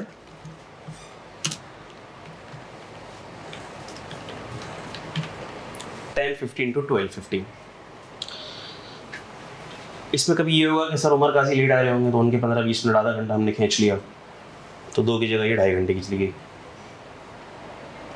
वैसे ऑफिशियली 2 घंटे, अनऑफिशियली जिस भी टीचर का हमें जो मिलेगा हम ले लेंगे, वो आपको पता चल जाएगा। ठीक है? अच्छा, तो इसका मतलब ये है कि हमारे पास अगर 5 हफ्ते हैं तो 5 हफ्ते में 5 अगर वीक्स हैं हमारे पास, 5 वीक्स भी मिल जाते हैं हमें तो 30 क्लासेज हो जाएंगे और 30 × 2 तकरीबन हमारे पास 55-60 आवर्स हमारे कंप्लीट हो जाएंगे मेरे जाने से पहले। फिर आ जाएगा 1 महीने का गैप टैक्स का। ठीक है? तो वो जो 1 महीने का गैप आएगा वो आपने करना ये होगा कि वो जो हमारा आधा कोर्स ख़त्म हो चुका है वो आपने उसको रिवाइज़ करना है, उसको प्रैक्टिस करना है, उसको याद कर लेना है, उसको प्रिपेयर कर लेना है। और वो क्लासेस फिर शायद कोई और टीचर ले लेगा, अकाउंटिंग के टीचर ले लेंगे, समझ रहे हैं? वो आपके दूसरे सब्जेक्ट्स के कोर्सेज ज़रा ज़्यादा तेज़ी से होना शुरू हो जाएंगे। तो आप उस ड्यूरेशन के अंदर जो हो चुका उसको भी रिकैप करेंगे, रिवाइज करेंगे, और जो आपके दूसरे सब्जेक्ट्स चल रहे होंगे उस पर आप ज़्यादा फोकस कर लेंगे। फिर मेरी क्लासेस रिज्यूम हो जाएंगी 9 जून से या 10 जून से टिल 5 मई। फिर मेरी क्लासेस रिज्यूम कब होंगी? क्लासेस रिजम्पशन फ्रॉम 9th और 10th जून। ठीक है? और फिर टिल ये चलेगी हमारी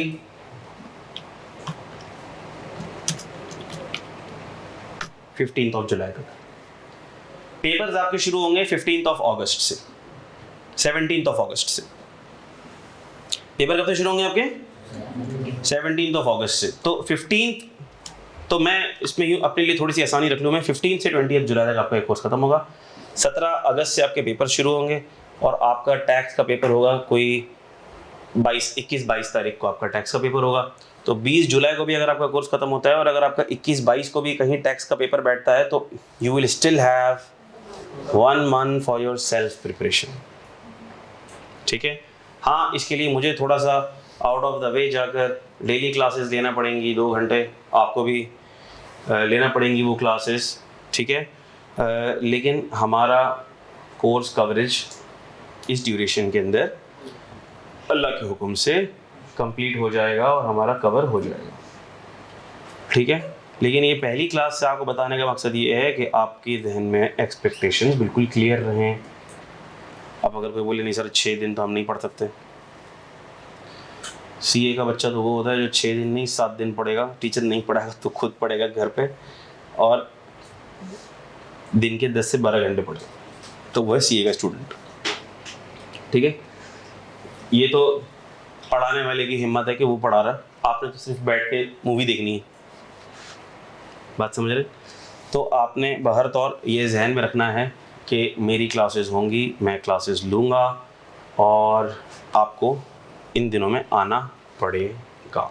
ठीक है? तो ये जो 6 दिन मैं लूँगा उसमें अल्लाह भला करे, जो मंडे से लेकर देखो मंडे से लेकर थर्सडे तक वो तो मेरे बाद अकाउंटिंग की फ़ॉरेन क्लास होती है, तो आपका फ़ॉरेन कॉम्बिनेशन बन रहा होगा। मंडे के बाद tax accounting, tax accounting, tax accounting, tax accounting. जुम्मे वाले दिन फर्स्ट हाफ में सिर्फ मेरी ही क्लास होगी जुम्मे की नमाज़ से पहले, फिर आप लोग फारिग हो जाएंगे, या DSR की होगी, देख लेंगे टाइम टेबल जो भी फाइनल होता है।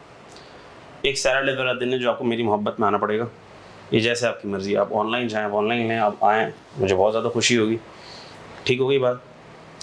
एक और भी ये तरीका, अच्छा मिसाल के तौर पर किसी को लगता है कि सर हम तो बहुत जल्दी, हमारी वो वाली हालत है, हमें काम बताएं, हम क्या करें, हम किसको खाएं, और हमें तो फ़ौरन से कैफ2 का कोर्स ख़त्म करना है, तो भाई फिर एक ही तरीका रहता है, और वो तरीका ये है कि अगर आपको फ़ौरन कोर्स ख़त्म करना है, आपने कोर्स पढ़ लिया जितना मैंने पढ़ाया, मैं चला गया हज पे, अब आपको कैफ2 का कोर्स ख़त्म करना है, तो भैया पोर्टल के ऊपर सारे लेक्चर्स लगे हुए हैं पिछली अटेम्प्ट के, जाएँ टॉपिक के अंदर कवर कर लें, कोर्स ख़त्म कर लें, अल्लाह अल्लाह खैर से अल्लाह, कोर्स ख़त्म हो गया आपका। ठीक है, लेकिन अगर आप चाहते हैं कि क्लासरूम के अंदर आएँ और क्लासरूम के अंदर बैठ के वो चीज़ कवर करें, तो फिर वो क्लासरूम की कवरेज का मैंने आपको पूरा फार्मूला दे दिया। क्या ये आपके दिमाग में बात बैठती है? किसी का कोई सवाल हो तो हमसे पूछ सकते हैं। ठीक है मेरे बच्चों, तो इसका मतलब कि मैंने आपको ये भी बता दिया कि मेरी क्लास की टाइमिंग्स क्या होंगी, मैंने आपको दिन भी बता दिए, साथ में शेड्यूल भी पता लग गया आपको, और साथ में मैं ये वाला बॉक्स भी फिल कर लेता हूँ कि इंशाल्लाह estimated course completion date will be any date between 15 to 20th July 2026 इंशाल्लाह। पेपर आपके 17 तारीख से शुरू हैं, 17 अगस्त से शुरू हैं इंशाल्लाह। ठीक है मेरे बच्चों, तो ये था जो मैंने आपको बातें बतानी थी, और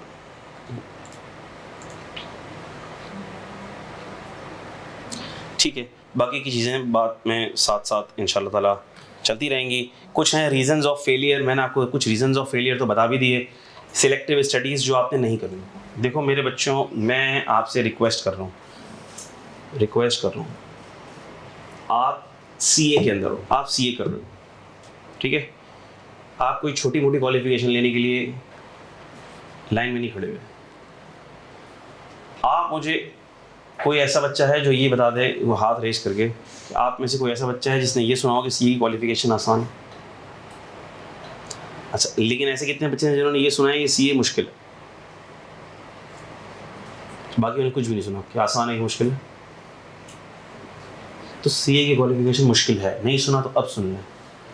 अब कितने बच्चे ऐसे हैं जिन्होंने ये सुना है कि CA की क्वालिफिकेशन मुश्किल है? शुक्र। तो CA की क्वालिफिकेशन मुश्किल है, तो सर मुश्किल भी है और फिर हम सिलेक्टिव स्टडीज़ भी करें, तो क्या हम जानते बूझते अपने पाँव पे कुल्हाड़ी मार रहे हैं? अगर आपको कुश्ती करने के लिए अखाड़े में भेजा जा रहा है, एक रेसलर खड़ा हुआ है, तो आप पूरे दाव पेच सीख के जाएंगे उसके साथ फाइटिंग करने के लिए, क्या क्या करेंगे? क्या आप बोलेंगे नहीं यार ऐसे चले जाता हूँ? आप पूरी प्रिपरेशन के साथ जाएंगे ना, तो आप ये सोच लेंगे अगर पेपर मुश्किल है तो आपने उस पेपर को आसान कैसे बनाना है पूरा पढ़ के। तो सिलेक्टिव स्टडीज़ मैं डिस्करेज करता हूँ। हाँ, मैं ये ज़रूर बताऊँगा ये बहुत इंपॉर्टेंट है, ये बहुत इंपॉर्टेंट है, ये कम इंपॉर्टेंट है, ये बहुत इंपॉर्टेंट है, कम इंपॉर्टेंट है, लेकिन इसका ये मतलब नहीं है कि जो कम इंपॉर्टेंट है वो आप लोग छोड़ दो। मैं तो स्टूडेंट से ये कहता हूँ कि जो आ चुका है पास पेपर्स में, जो बार बार आता है, वो तो है ही हाईली इंपॉर्टेंट, और जो नहीं आया वो कभी भी आ सकता है, वो भी इंपॉर्टेंट है। वैसे आपस की बात ये है कि तकरीबन हर ही चीज़ आए क्या कहीं ना कहीं कभी ना कभी किसी न किसी तरह पूछ चुका है, सब इंपॉर्टेंट है। अटेंशन आपकी 100% होनी चाहिए प्लीज़। पेपर टेक्निक हम बताएंगे आपको, पेपर कैसे करना है, सवाल कैसे करना है, प्रैक्टिस इंशाल्लाह आप इतनी करेंगे कि आप कर करके थक जाएंगे अल्लाह के हुक्म से। आंसर प्लानिंग कैसे करनी है ये सब हम आपको बताएंगे। समझना कैसे है, क्वेश्चन की रिक्वायरमेंट कैसे समझनी है, इश्यूज़ को कैसे समझना है, राइटिंग स्पीड कैसे बढ़ेगी, प्रैक्टिस से बढ़ेगी भाई, सिर्फ और सिर्फ प्रैक्टिस से बढ़ेगी। Poor time management, over running on a specific part, एक पार्ट को करने में इतना टाइम लग गया कि दूसरे पार्ट्स कॉम्प्रोमाइज़ हो गए, ये नहीं करना। एग्जामिनर कमेंट्स आपने कुछ अटैम्प्ट्स के ज़रूर पढ़ लेने हैं, लास्ट 3-4 अटैम्प्ट्स के एग्जामिनर कमेंट्स आपने ज़रूर पढ़ने हैं, ठीक है। चलो ठीक है, ज़बरदस्त। अब आ जाओ इधर।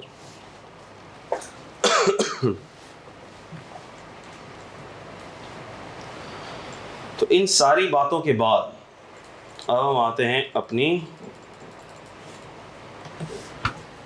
काम की कोर्स रिलेटेड डिस्कशन के ऊपर। ये सारी बातें भी काम की थी। अगली क्लास कितने बजे आपकी? 12:30। हमारे पास है 15-20 मिनट, आधा घंटा है। अच्छा 12:15 पर है, 15-20 मिनट तो है हमारे पास। अच्छा तो बस हम आगाज़ कर लेंगे डिस्कशन का, हम सिर्फ आगाज़ करेंगे, इसकी बाकी की बातें हम इंशाल्लाह ताला कल कंटिन्यू करेंगे। तो एक बात तो ये तय हो गई कि ये बुक इंशाल्लाह ताला आप लोग प्लीज़ अपने पास जल्द अज जल्द please get hold of this book. जी आई कैप की बुक, अच्छी बात तुमने बोल दी। आई कैप की बुक जी बिल्कुल ज़रूरी है। आई कैप का क्वेश्चन बैंक बिल्कुल ज़रूरी है। लेकिन ये दोनों आई कैप की बुक और आई कैप का क्वेश्चन बैंक आपके पोर्टल पर भी आपको मिल जाएगा, और जो गूगल ड्राइव का लिंक मैं आपको शेयर करूँगा उस पर भी ये दोनों मौजूद होंगी। आई कैप की बुक और आई कैप का क्वेश्चन बैंक। बुक तो इतनी इंपॉर्टेंट नहीं हो क्योंकि बुक तो हम अपनी बुक से कवरेज कर रहे होंगे, लेकिन बुक इसलिए इंपॉर्टेंट है क्योंकि मैंने अपनी बुक में आई कैप की बुक की एग्जाम्पल्स इंटीग्रेट की हुई हैं। तो बहुत सारी एग्जाम्पल्स ऐसी हैं जो आई कैप के क्वेश्चन बैंक की हैं, तो उसके सोल्यूशन के लिए आपको हो सकता है रेफर करना पड़ जाए। मैं होमवर्क दे दूं, बेटा ये हमने कर लिया, अब ये छोटी सी एग्जाम्पल है, ये आप खुद ही कर लीजिएगा, सोल्यूशन खुद ही चेक कर लीजिएगा आई कैप की क्वेश्चन स्टडी टेक्स्ट के अंदर। बात समझ आ गई? कंटेंट सारा के सारा इसमें मौजूद है, वो थोड़ा सा ज़रा डिफ़िकल्ट वर्डिंग्स में है, ये ज़रा हमारी सीक्वेंस के हिसाब से थोड़ा और आसान करके आपके लिए है। तो हमारी कवरेज हमारी बुक से हो रही होगी। हाँ अगर कोई इतना आलिम फाजिल बच्चा है वो यहाँ से आई कैप की बुक को कंपेयर करना चाहे कि सर ने पूरा पढ़ा दिया या नहीं पढ़ा दिया, बहुत अच्छी बात है भाई, ज़रूर करो, ठीक है।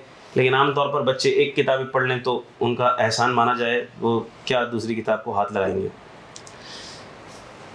क्वेश्चन बैंक बहुत ज़रूरी है। वजह उसकी ये है कि क्वेश्चन बैंक क्वेश्चंस मौजूद हैं, सॉल्यूशंस हम करेंगे, आप भी करेंगे, और काफ़ी सारे सॉल्यूशंस आप फिर चेक भी कर रहे होंगे क्वेश्चन बैंक के सॉल्यूशंस के अंदर, आप खुद चेक भी कर रहे होंगे। लेकिन अच्छी बात यह है कि उसके अंदर सॉल्यूशंस में कुछ मिस्टेक्स हैं, तो वो मिस्टेक्स जब आप लोग करेंगे तो आप आइडेंटिफाई करेंगे कि सर देखें ये जो है ना आई कैप के एग्जाम, आई कैप की टीम ने जो है ना ये गलत सॉल्यूशन में ये स्टेप गलत कर दिया। जी बिल्कुल बेटा गलत कर दिया, माशाल्लाह आप बहुत आलिम फाजिल हो गए, हम यही चाह रहे थे कि आप ही आइडेंटिफाई कर लें।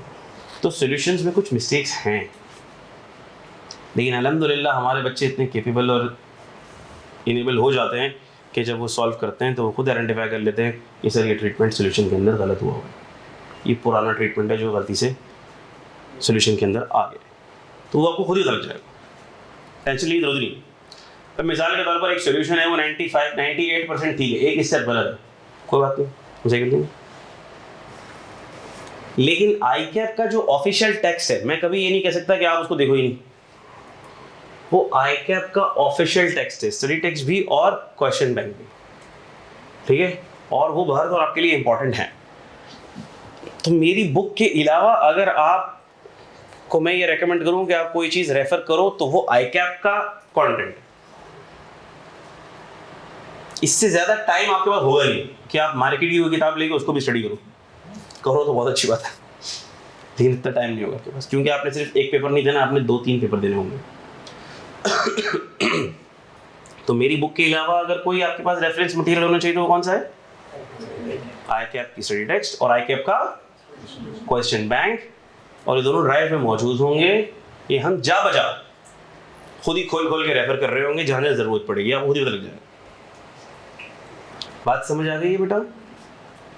सिर्फ खरीदने की ज़रूरत नहीं है, सॉफ्ट में मौजूद है, सॉफ्ट में मौजूद है, हार्ड बाउंड खरीदने की ज़रूरत नहीं। सर अगर हम खरीदना चाहें, दिल चाहे तो खरीद लो भाई, कोई मसले की बात नहीं, लेकिन मेरी बुक ज़रूर होनी चाहिए टेबल पर, क्योंकि मेरी क्लास में मेरी बुक होनी चाहिए।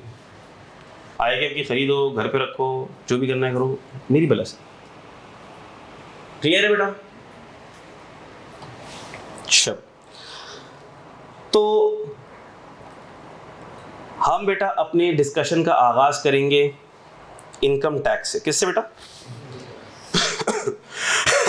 आपने देखा कि इनकम टैक्स भी है, फिर सेल्स टैक्स भी है, तो सर जब इनकम टैक्स भी है और सेल्स टैक्स भी है तो फिर हम क्या पढ़ेंगे? हमने कहा हम अपनी डिस्कशन का आगाज करेंगे इनकम टैक्स।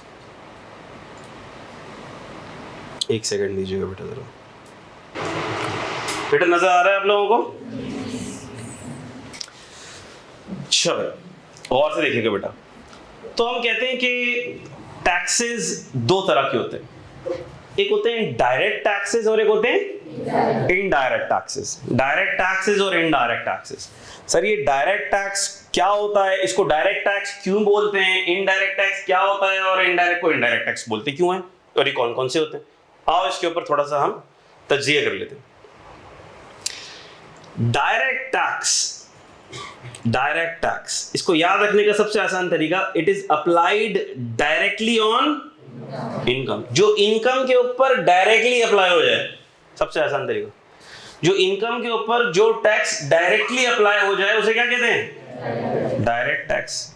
ये तो सबसे आसान डेफिनेशन हो गई, लेकिन टेक्निकली अगर मैं इसको एक्सप्लेन करूं तो कहा जाता है कि tax in which the burden of tax and the payment of tax is the liability of the same person, is on the same person.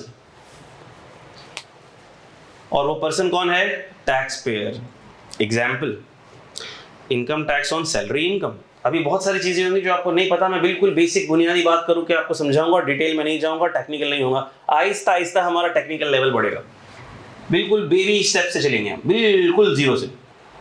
मिसाल के तौर पर कोई बंदा है, उसकी सैलरी इनकम है महीने की लाख रुपए, साल की 12 लाख रुपए, तो सर सैलरी के ऊपर टैक्स कैसे लगता है? सैलरी के ऊपर सैलरी का कोई रेट होगा टैक्स का, मैं इसे मिसाल ले रहा हूँ 15%, वो सैलरी इनकम के ऊपर अप्लाई हो जाएगा और उसके ऊपर टैक्स निकल आएगा। यानी जिसकी सैलरी होगी, क्या ये बर्डन उसी का है? जी उसी का है सर। उसने 12 लाख रुपए की सैलरी अर्न की है और 12 लाख रुपए की सैलरी पर मिसाल के तौर पर हम कह रहे हैं कि अल्लाह भला कर ले 20,000 रुपए का साल का उसका टैक्स बना है।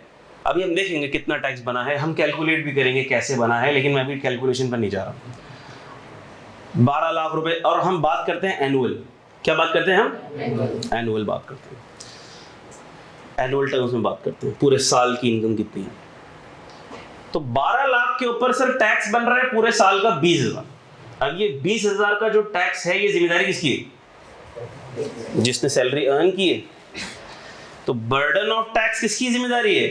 किसकी इनकम में से ये पे होगा? जिसने इनकम अर्न की है। तो बर्डन ऑफ टैक्स भी किस पर है? टैक्स पेयर पर। और इस अमाउंट को, इस 20,000 की अमाउंट को एफबीआर तक पहुंचाने की जिम्मेदारी किसकी है?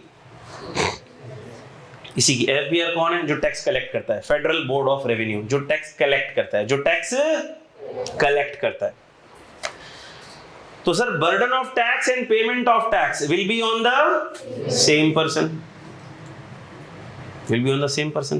कंपनी है एंग्रो फर्टिलाइजर्स, एंग्रो फर्टिलाइजर ने सर 1 अरब का प्रॉफिट कमा लिया, 1 अरब का प्रॉफिट कमा लिया। अच्छा भाई 1 अरब का प्रॉफिट कमा लिया, उस 1 अरब के प्रॉफिट के ऊपर, प्रॉफिट बिफोर टैक्स के ऊपर टैक्स कितना है? तो 29% का। कितना है भाई? 29% का टैक्स है। तो सर 1 अरब के ऊपर 29% लगा दे, कितना बन गया? 29 करोड़ बन गया।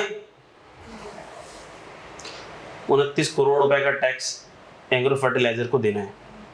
तो इनकम किसकी? एंग्रो फर्टिलाइजर की। और टैक्स देना भी किसको है? और किसके पैसों में से कटेगा? एंग्रो के। तो हमने कहा बर्डन भी उसी का, क्योंकि उसने जितने पैसे कमाए अब उसको 29 करोड़ रुपए गवर्नमेंट के खजाने में जमा कराने पड़ेंगे। उसकी इनकम में से उसको वो पैसे गवर्नमेंट के खजाने में जमा कराने पड़ेंगे। तो ये उसका एक्सपेंस है, टैक्स एक्सपेंस है सर। उसके पास से ये पैसे निकल गए। जिसने सैलरी कमाई उसकी सैलरी में से वो पैसे निकल गए। अगर उसने साल के 12 लाख रुपए कमाए और 50,000 रुपए का टैक्स दे दिया, तो अब उसके पास खर्च करने के लिए पैसे बचे कितने? 11.5 लाख रुपए। डिस्पोजेबल इनकम बची कितनी? 11.5 लाख रुपए। तो बर्डन हुआ नहीं हुआ? बर्डन है सर, बिल्कुल बर्डन है। बर्डन कैसे है यार? जेब में 12 लाख रुपए थे, 50,000 रुपए कम कर दिए तो जेब तो हल्की हो गई। ये तो हल्की हो गई जेब। बर्डन कैसा बर्डन? ये बर्डन कैसा हुआ सर? ये तो दिल पे बोझ है सर। पैसे जब जाते हैं तो दिल पे बोझ हो जाता है। खैर, burden on disposable income. Now the amount left to be expensed out, the amount left for expenditures is less. So it's a burden on disposable income. अच्छा, तो सर ये जो एक्सपेंस है टैक्स पेयर का, ये गवर्नमेंट का क्या होता है? रेवेन्यू। ये गवर्नमेंट का क्या होता है? रेवेन्यू। Very good. ये गवर्नमेंट की इनकम है। गवर्नमेंट जो अपनी इनकम एंड एक्सपेंडिचर अकाउंट बनाती है ना, उसमें वो टैक्स को एज ए रेवेन्यू शो करती है। तो अगर आप बजट स्टेटमेंट में, मैं बजट, इसके बाद मैं बजट स्टेटमेंट खोलूंगा, थोड़ी सी बेसिक कॉन्सेप्ट्स देखें ताकि आपको बजट तो समझाऊं कि हमारे मुल्क का बजट क्या है। कोर्स का पार्ट नहीं है, लेकिन आप टैक्स पढ़ रहे हो तो आपको समझ तो होना चाहिए ना बजट क्या है। Example, tax on salary income, it results in, अच्छा इसको बाद में बात करेंगे। इनडायरेक्ट टैक्स किसे कहते हैं? बस इनडायरेक्ट टैक्स का तस्करा हम यही करेंगे 5 मिनट का, और उसके बाद फिर जब सेल्स टैक्स शुरू होगा तब करेंगे। इसके बाद ये इनडायरेक्ट टैक्स मर जाएगा, फिर जब सेल्स टैक्स शुरू होगा तब जिंदा होगा। इनडायरेक्ट टैक्स किसे कहते हैं? सर बहुत आसान बात है, जो टैक्स इनकम पे डायरेक्टली ना लगे, इनडायरेक्टली लगे, वो इनडायरेक्ट टैक्स हो गया। कितनी आसान बात है। जैसे हमने कहा अकल की डेफिनेशन भी तो बताओ।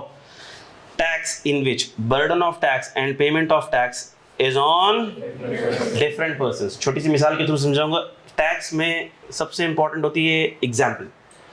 मैंने कोई भी बात आपको बतानी है, मैं उसकी एग्जाम्पल लूंगा, उस एग्जाम्पल से वो बात आपको चुटकी में समझ आ जाएगी इंशाल्लाह।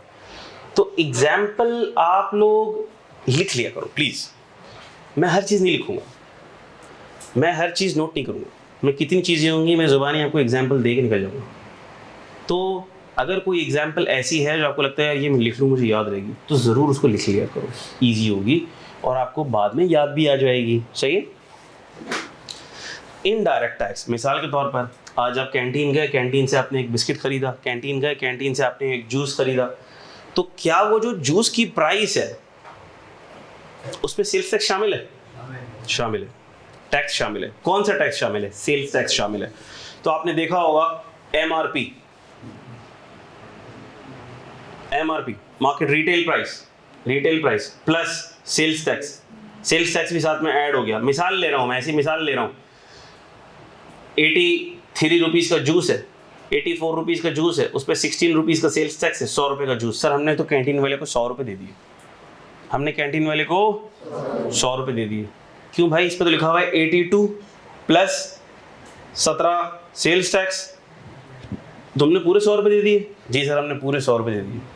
इसका मतलब जो तुमने जूस पिया वो 100 रुपये का था जी, 100 रुपये तुम्हारी जेब से निकले। तो वो जो सेल्स टैक्स शामिल था ना उसमें, उसका बर्डन किस पर आया?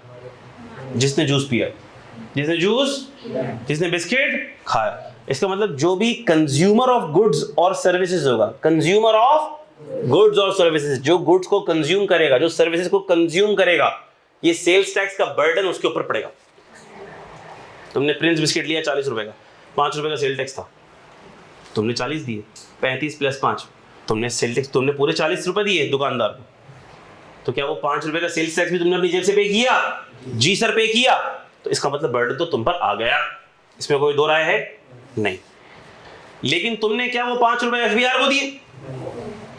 तुमने तो दुकान वाले को दे दिए, तुमने तो दुकानदार को दे दिए। अब वो दुकानदार की जिम्मेदारी है वो किसको दे? कंपनी को दे, एफबीआर को दे, जिसको भी दे, टैक्स एफबीआर तक पहुंचेगा, किसी भी तरह पहुंचेगा। वो हम सेल्स टैक्स में देखेंगे मैकेनिज्म क्या होगा। लेकिन अगर वो टैक्स है तो वो किस तक पहुंचेगा? एफबीआर तक पहुंचेगा। तो सर क्या हमने एफबीआर तक टैक्स पहुंचाया? नहीं। डायरेक्टली पहुंचाया? नहीं। लेकिन कंपनी पर जब हमने टैक्स लगाया था तो कंपनी की जिम्मेदारी थी कि वो टैक्स किसको दे?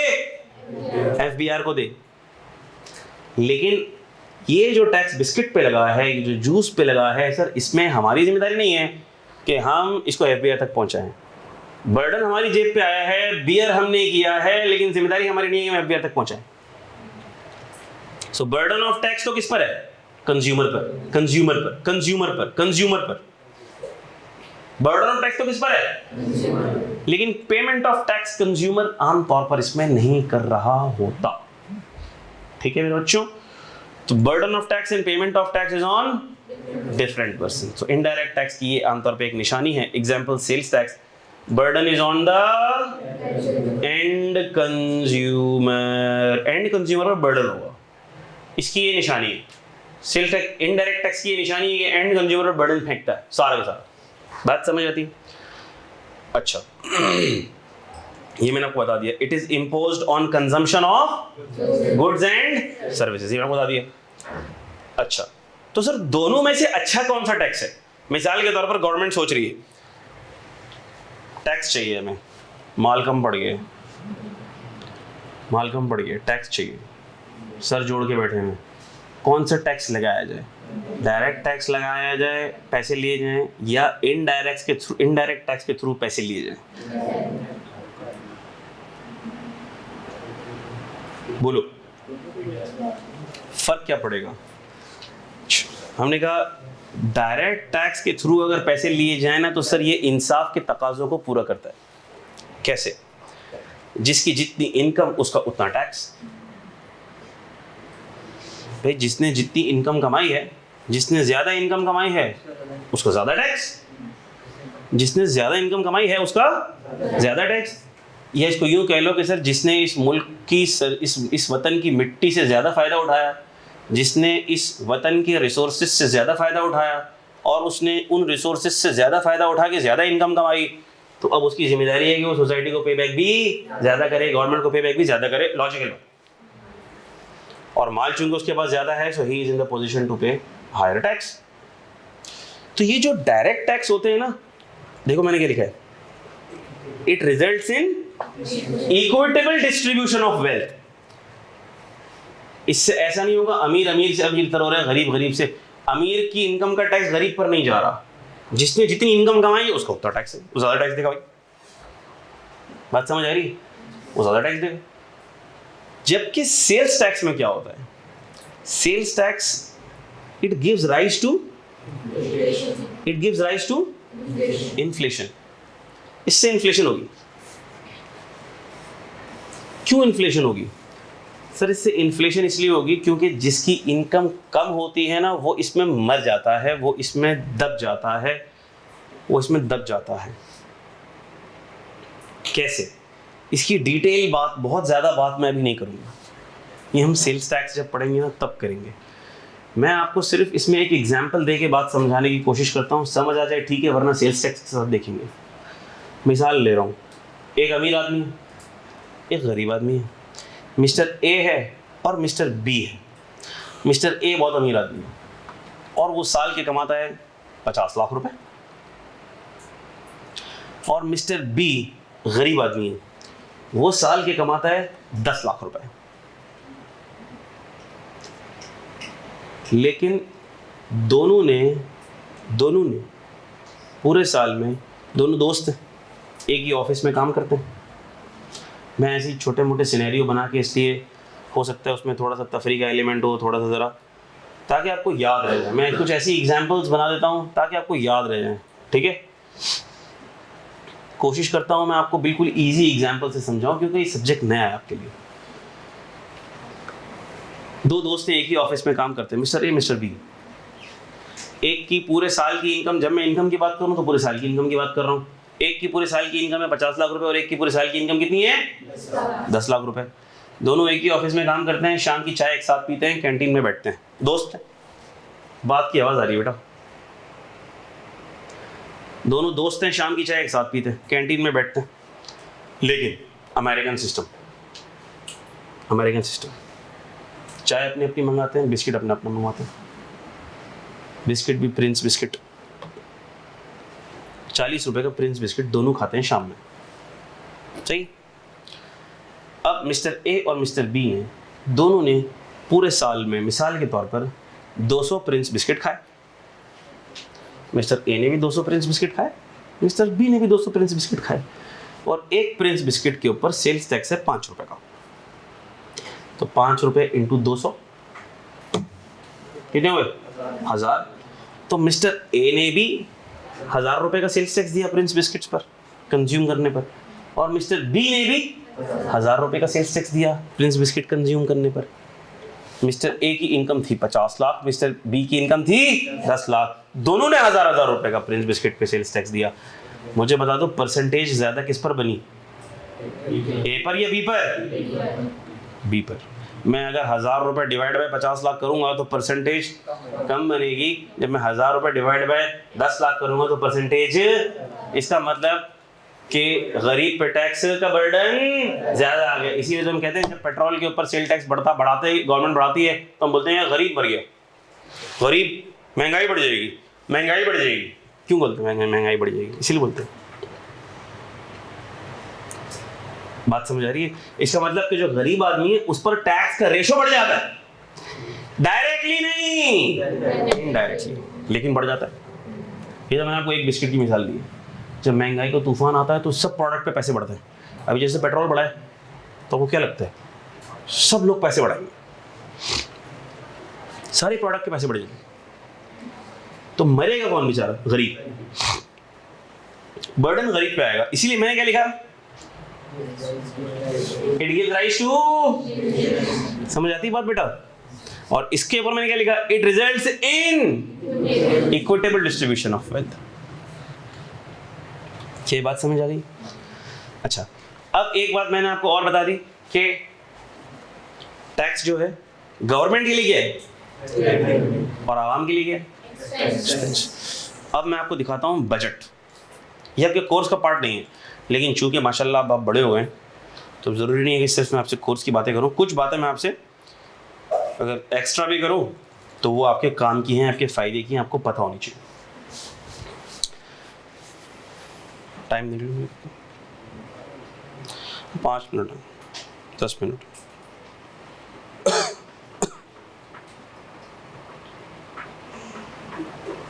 श्योर। तो हर साल गवर्नमेंट बनाती है बजट। बजट कौन बनाता है? हर साल गवर्नमेंट एक बजट बनाती है। और बजट किसे कहते हैं? सर बजट तो घर में हमारी अम्मी भी बनाती हैं, अब्बू भी बनाते हैं। बजट का वर्ड कोई नया तो नहीं हमारे साथ। देखो किसी भी चीज़ को ना, किसी भी कॉन्सेप्ट को दिमाग पे हावी ना करो। बहुत मुश्किल कॉन्सेप्ट है, नहीं समझ आएगा। बहुत इजी कॉन्सेप्ट है सारे, आपको सिर्फ रिलेट करना होता है उसको। Once you relate those concepts with your daily life, it becomes easy, simple.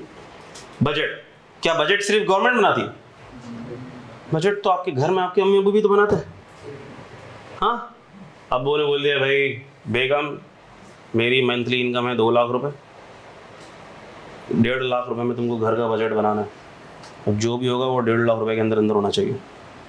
जो भी चीज़ें आएंगी वो इसके अंदर अंदर ही आएंगी, जो भी खर्चे हैं वो इसके अंदर अंदर ही पूरे करने। होता है ना भाई, चादर तय हो जाती है, जितनी चादर उतने पाँव फैलाओ। उर्दू में मुहावरा है ना, जितनी चादर उतने पाँव फैलाए जाएं भाई। फिर महीने का आखिर जैसे जैसे आ रहा होता है, जैसे जैसे महीने का आखिर आएगा, अम्मी 200 रुपये दे दें। बेटा पता नहीं तुम्हें महीने का आखिर आ रहा है, फजूल बात कर रहे हो, वैसे ही हाथ टाइट है यहाँ पे, चलो भागो यहाँ से। बजट के अंदर रहना है। हाँ, बजट यानी कि अपने एक्सपेंसेस को अपनी इनकम के मुताबिक लेके चलना है। इसी तरह गवर्नमेंट भी एक बजट बनाती है और वो एस्टिमेट करती है। और बजट बनता है पहले, फिर तो एक्चुअल इवेंट्स होते हैं। बजट पहले बनता है, बजट महीने से पहले बनेगा। क्या ख्याल है? इसी तरह बजट साल शुरू होने से पहले बनता है, मिसाल के तौर पर। और हमारा जो फाइनेंशियल ईयर कंट्री का चलता है वो चलता है 1 जुलाई से 30 जून। यानी कि हम जिस साल में रह रहे हैं वो है 2026। 1 जुलाई 25 से शुरू हुआ, खत्म कब होगा? 30 जून 2000। वो वाला बजट आप पढ़ रहे हैं, उस वाले बजट के हिसाब से फाइनेंस एक्ट पास हुआ है और वो आपके लिए कोर्स के लिए एप्लीकेबल है। अगली अटेम्प्ट के लिए नया बजट आ जाएगा, नया बजट, नया फाइनेंस एक्ट, नए रूल्स आ जाएंगे, नए लॉज आ जाएंगे, एडिशनल लॉज आ जाएंगे। तो पढ़ के पास करके इसको फारिग करो पेपर को। अगली अटेम्प्ट में मत जाना प्लीज, चेंजेस आ जाएंगे। ये सब्जेक्ट इसीलिए चैलेंजिंग, मेरे लिए पढ़ाना भी चैलेंजिंग होता है। हर अटेम्प्ट चेंज, कोई किताब चेंज करो, टॉपिक चेंज करो, सवाल चेंज करो, सोल्यूशन चेंज करो। बाकी के टीचर सुकून में, एक दफ़ा किताब बना दी जिंदगी और चलती रहेगी। सोल्यूशन एक दफ़ा हो गया बंद। हमारे यहाँ पे भाई rate change, working change, concept change, changes आ जाती है। तो अभी जो आपके लिए एप्लीकेबल है वो ये वाला साल है, 1 जुलाई 25 से 30 जून 26। लेकिन सर हमारा एग्जाम तो होगा, 17 अगस्त। सर वो तो अगले साल में चला जाएगा, आपको टेंशन लेने की जरूरत नहीं है। एग्जामिन यही होगा आपका, एग्जामिन हाँ अगला साल शुरू हो जाएगा, हाँ अगला बजट आ जाएगा, हाँ अगला फाइनेंस एक्ट आ जाएगा, लेकिन आपको उसकी टेंशन लेने की ज़रूरत नहीं, क्योंकि आपके लिए इफेक्टिव एप्लीकेबल यही रहेगा। क्या ये बात आपकी समझ आ गई? अच्छा, तो सर इसका मतलब कि साल शुरू होने से पहले हुकूमत ने भी इसी तरह से बजट बनाया होगा? जी, इसी तरह से बजट बनाया, और उस बजट के अंदर हुकूमत ने अपनी इनकम रखी होंगी, ये मेरी इनकम है, ये मेरे एक्सपेंसेस हैं, कितने मीट कर रहे हैं, कितने मीट नहीं कर रहे हैं। मैं कहा आओ देखते हैं। अच्छा, तो budget at a glance. Tax revenue देखो जरा, 14,131 बिलियन यानी 14 ट्रिलियन का टैक्स रेवेन्यू गवर्नमेंट ने एस्टिमेट किया है। क्या एस्टिमेट किया है? Tax revenue. कौन सा रेवेन्यू? Tax revenue. तो सर क्या यही चीज है जो हम पढ़ रहे हैं? क्या यही चीज है जो हमने पढ़नी है? जी, यही वो चीज है जो आपने पढ़नी है। और देख सकते हो कि सबसे बड़ बजट में सबसे बड़ी टॉप लाइन ये टैक्स रेवेन्यू ही तो है। सर टैक्स रेवेन्यू में क्या आता है? देख भी सकते हो यहाँ पे डायरेक्ट टैक्सेस भी आते हैं, और नजर आ रहा है आप लोगों को मेरे बच्चों? देखो टैक्स रेवेन्यू कितना है, 14 ट्रिलियन है। इसका ब्रेकअप ये आ गया, ये आ गया इसका ब्रेकअप, 14 का ब्रेकअप ये आ गया। क्या ब्रेकअप है सर? डायरेक्ट टैक्सेस भी हैं और इनडायरेक्ट टैक्सेस भी हैं। डायरेक्ट टैक्सेस में इनकम टैक्स भी है और कुछ अदर छोटे छोटे भी हैं। इनकम टैक्स देख लो कितना है, 6.8 ट्रिलियन। अब बाकी छोटे छोटे से इनडायरेक्ट टैक्सेस में देखो सबसे मेजर कौन सा है? तो सर हम ये पढ़ने वाले हैं। बताने का मकसद ये है कि आपको बताना है कि आप लोग कितने बड़े हो गए। अब आप लोग ये चीजें पढ़ रहे हैं, मैक्रो इकोनॉमिक इंपॉर्टेंस की चीजें पढ़ रहे हैं आप लोग। किसकी चीजें पढ़ रहे हैं? मैक्रो इकोनॉमिक इंपॉर्टेंस की चीजें पढ़ रहे हैं आप लोग। हुकूमती लेवल की चीजें पढ़ रहे हैं। हुकूमत का इनकम कहाँ से आ रही है भाई, कैसे आ रही है सर? बात समझ आ रही है? इसहाक डार जो वजीर खजाना है हमारा, वो भी चार्टर्ड अकाउंटेंट है, ठीक है। अच्छा, आई कैप मेंबर पता है ना आप लोगों को? नहीं पता? आई कैप मेंबर है, हाँ ICAW के थ्रू ही आई कैप मेंबर है। और काउंसिल में भी आई कैप की काउंसिल में भी गवर्नमेंट का नॉमिनेटेड इज़ाक डारी है। अच्छा खैर, तो कहने का मकसद ये है कि this subject is of macro economic importance, बताने का मकसद ये था। तो आप लोग देख सकते हैं कि इसका पोर्शन कितना है, इससे कलेक्शन कितना होता है, इससे माल कितना आता है। आता है नहीं आता वो अलग बात है, बजट इतना है। फिर हुकूमत अपने बजट टारगेट्स को मिस करती है, वो आप सबको पता है। रोनर होते हैं, हुकूमत रोनर होती है कि भाई हम इतने टैक्स कलेक्ट नहीं कर सके, लोग टैक्स चोरी करते हैं। तो तुम भी तो चोरी करते हो भाई, तुम्हारी हरकतों की वजह से तो टैक्स चोरी होता है। अच्छा, तो हमने कहा टैक्स रेवेन्यू। फिर क्या आता है देखो, नॉन टैक्स रेवेन्यू। फिर क्या आता है बोलो? Non tax revenue. Sir non tax revenue से भी तो गवर्नमेंट को कुछ ना कुछ मिल रहा है, ये क्या होता है? ये नॉन टैक्स रेवेन्यू, मिसाल ले रहा हूँ, छोटी सी मिसाल ले रहा हूँ, अभी ज़्यादा पूरा बजट समझाना मेरा ऑब्जेक्टिव नहीं है, मिसाल ले रहा हूँ। अभी गवर्नमेंट ने 5G का लाइसेंस ऑप्शन किया नहीं किया? टेलीकॉम कंपनीज के ऐड नहीं देखते क्या? ऐसा लग रहा है मुर्दा बैठे हुए, गर्दन तो हिलाओ। अभी गवर्नमेंट ने 5G का लाइसेंस ऑप्शन नहीं किया? यूफोन ने, जोंग ने, मोबिलिंग ने, सबने 5G का लाइसेंस लिया ना। अभी 5G लॉन्च भी कर दिया टेस्ट बेसिस के ऊपर। तो अब वो जो लाइसेंस लॉन्च किया है, लाइसेंस दिया है, तो क्या गवर्नमेंट के पास माल आया? क्या ये टैक्स रेवेन्यू है? ये नॉन टैक्स रेवेन्यू है, ये नॉन टैक्स रेवेन्यू है। बात समझ आ रही है? ये नॉन टैक्स रेवेन्यू है। गवर्नमेंट के मिसाल के तौर पर कोई फैसिलिटीज़ हैं, कोई पार्क्स हैं, गवर्नमेंट की कोई बिल्डिंग्स हैं, गवर्नमेंट ने रेंट भी दी हुई है, वहाँ से रेवेन्यू आ रहा है, नॉन टैक्स रेवेन्यू है सारा। गवर्नमेंट की इमारतें हैं, उन्होंने कोई रेंट भी दी हुई है, किसी यूनिवर्सिटी को दी हुई है, गवर्नमेंट के पास रेंट आ रहा है, नॉन टैक्स रेवेन्यू है। गवर्नमेंट के पार्क्स हैं, गवर्नमेंट के पार्क से गवर्नमेंट को फीस मिल रही है, नॉन टैक्स रेवेन्यू है। क्या बातें समझ आ रही हैं आपको?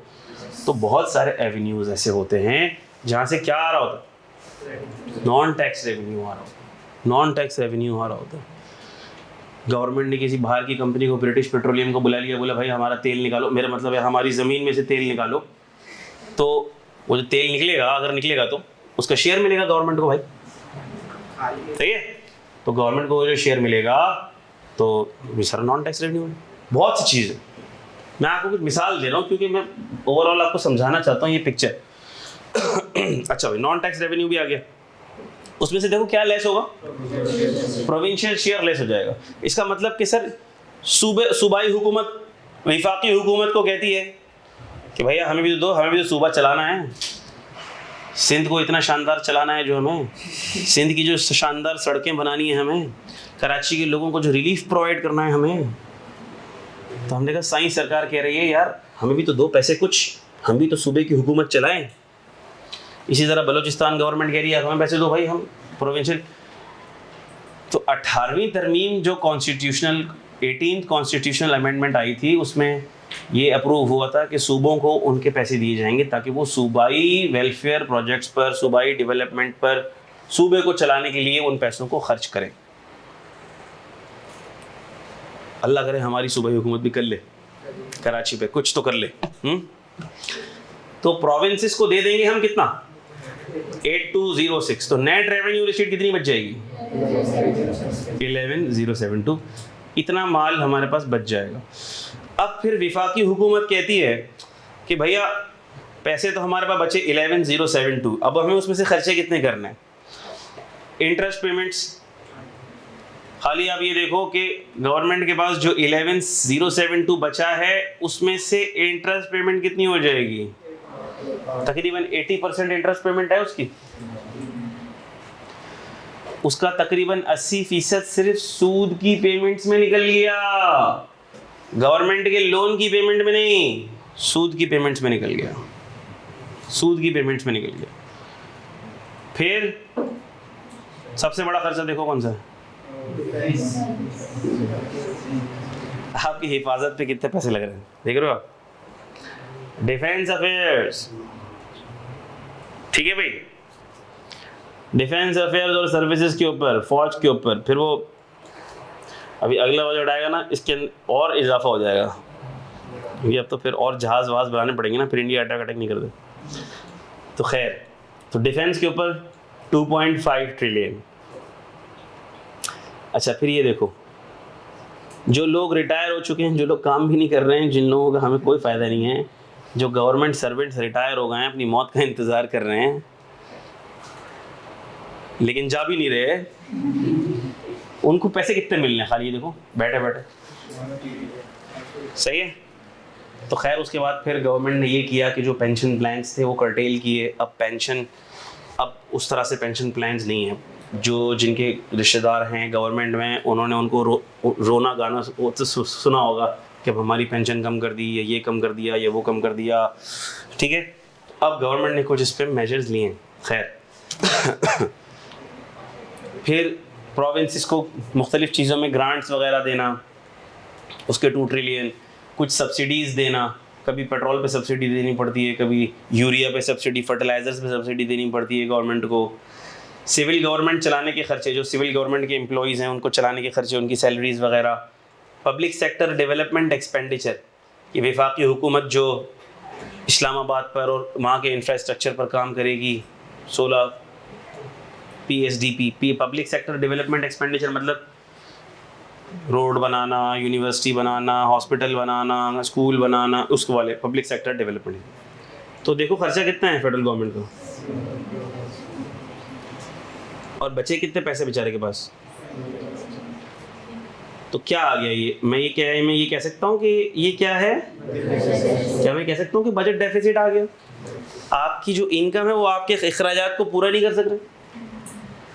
हमने सर आपने तो बोला जितनी चादर उतने पाँव फैलाओ, ये तो पाँव बहुत लंबे फैले हुए हैं, चादर तो छोटी सी है। नहीं जी, अभी पाँव को ढकने के लिए फिर हमें क्या लेना पड़ेगा, लोन लेना पड़ेगा, डेफिसिट फाइनेंसिंग करनी पड़ेगी हमें। ये इकोनॉमिक्स में पढ़ा होगा आप लोगों ने कहीं ना कहीं। फिर हमें डेफिसिट फाइनेंसिंग करनी पड़ेगी। अब वो लोन कहाँ से लें सर, लोन हम नॉन बैंक बोरोइंग भी कर सकते हैं, नॉन बैंक बोरोइंग भी कर सकते हैं। नॉन बैंक बोरोइंग मतलब मिसाल के तौर पर गवर्नमेंट ने प्राइस बॉन्ड इशू कर दिए, गवर्नमेंट ने टी बिल्स इशू कर दिए, गवर्नमेंट ने प्राइस बॉन्ड इशू कर दिया, आवाम ने प्राइस बॉन्ड खरीद लिए, आवाम ने प्राइस बॉन्ड खरीद लिए तो हुकूमत को पैसे दे दिए, बोरोइंग हो गई एक तरह की। बैंक बोरोइंग, गवर्नमेंट क्या करेगी, लोकल बैंक से पैसे ले लेगी, बैंक बोरोइंग करेगी। गवर्नमेंट क्या करेगी, मिसाल के तौर पर पीआईए को प्राइवेटाइज कर देगी, प्राइवेटाइजेशन से पैसे आ जाएंगे। फिर सर जो पैसे फ्री बच जाएंगे वो क्या करने पड़ेंगे, हमें उधार लेने पड़ेंगे।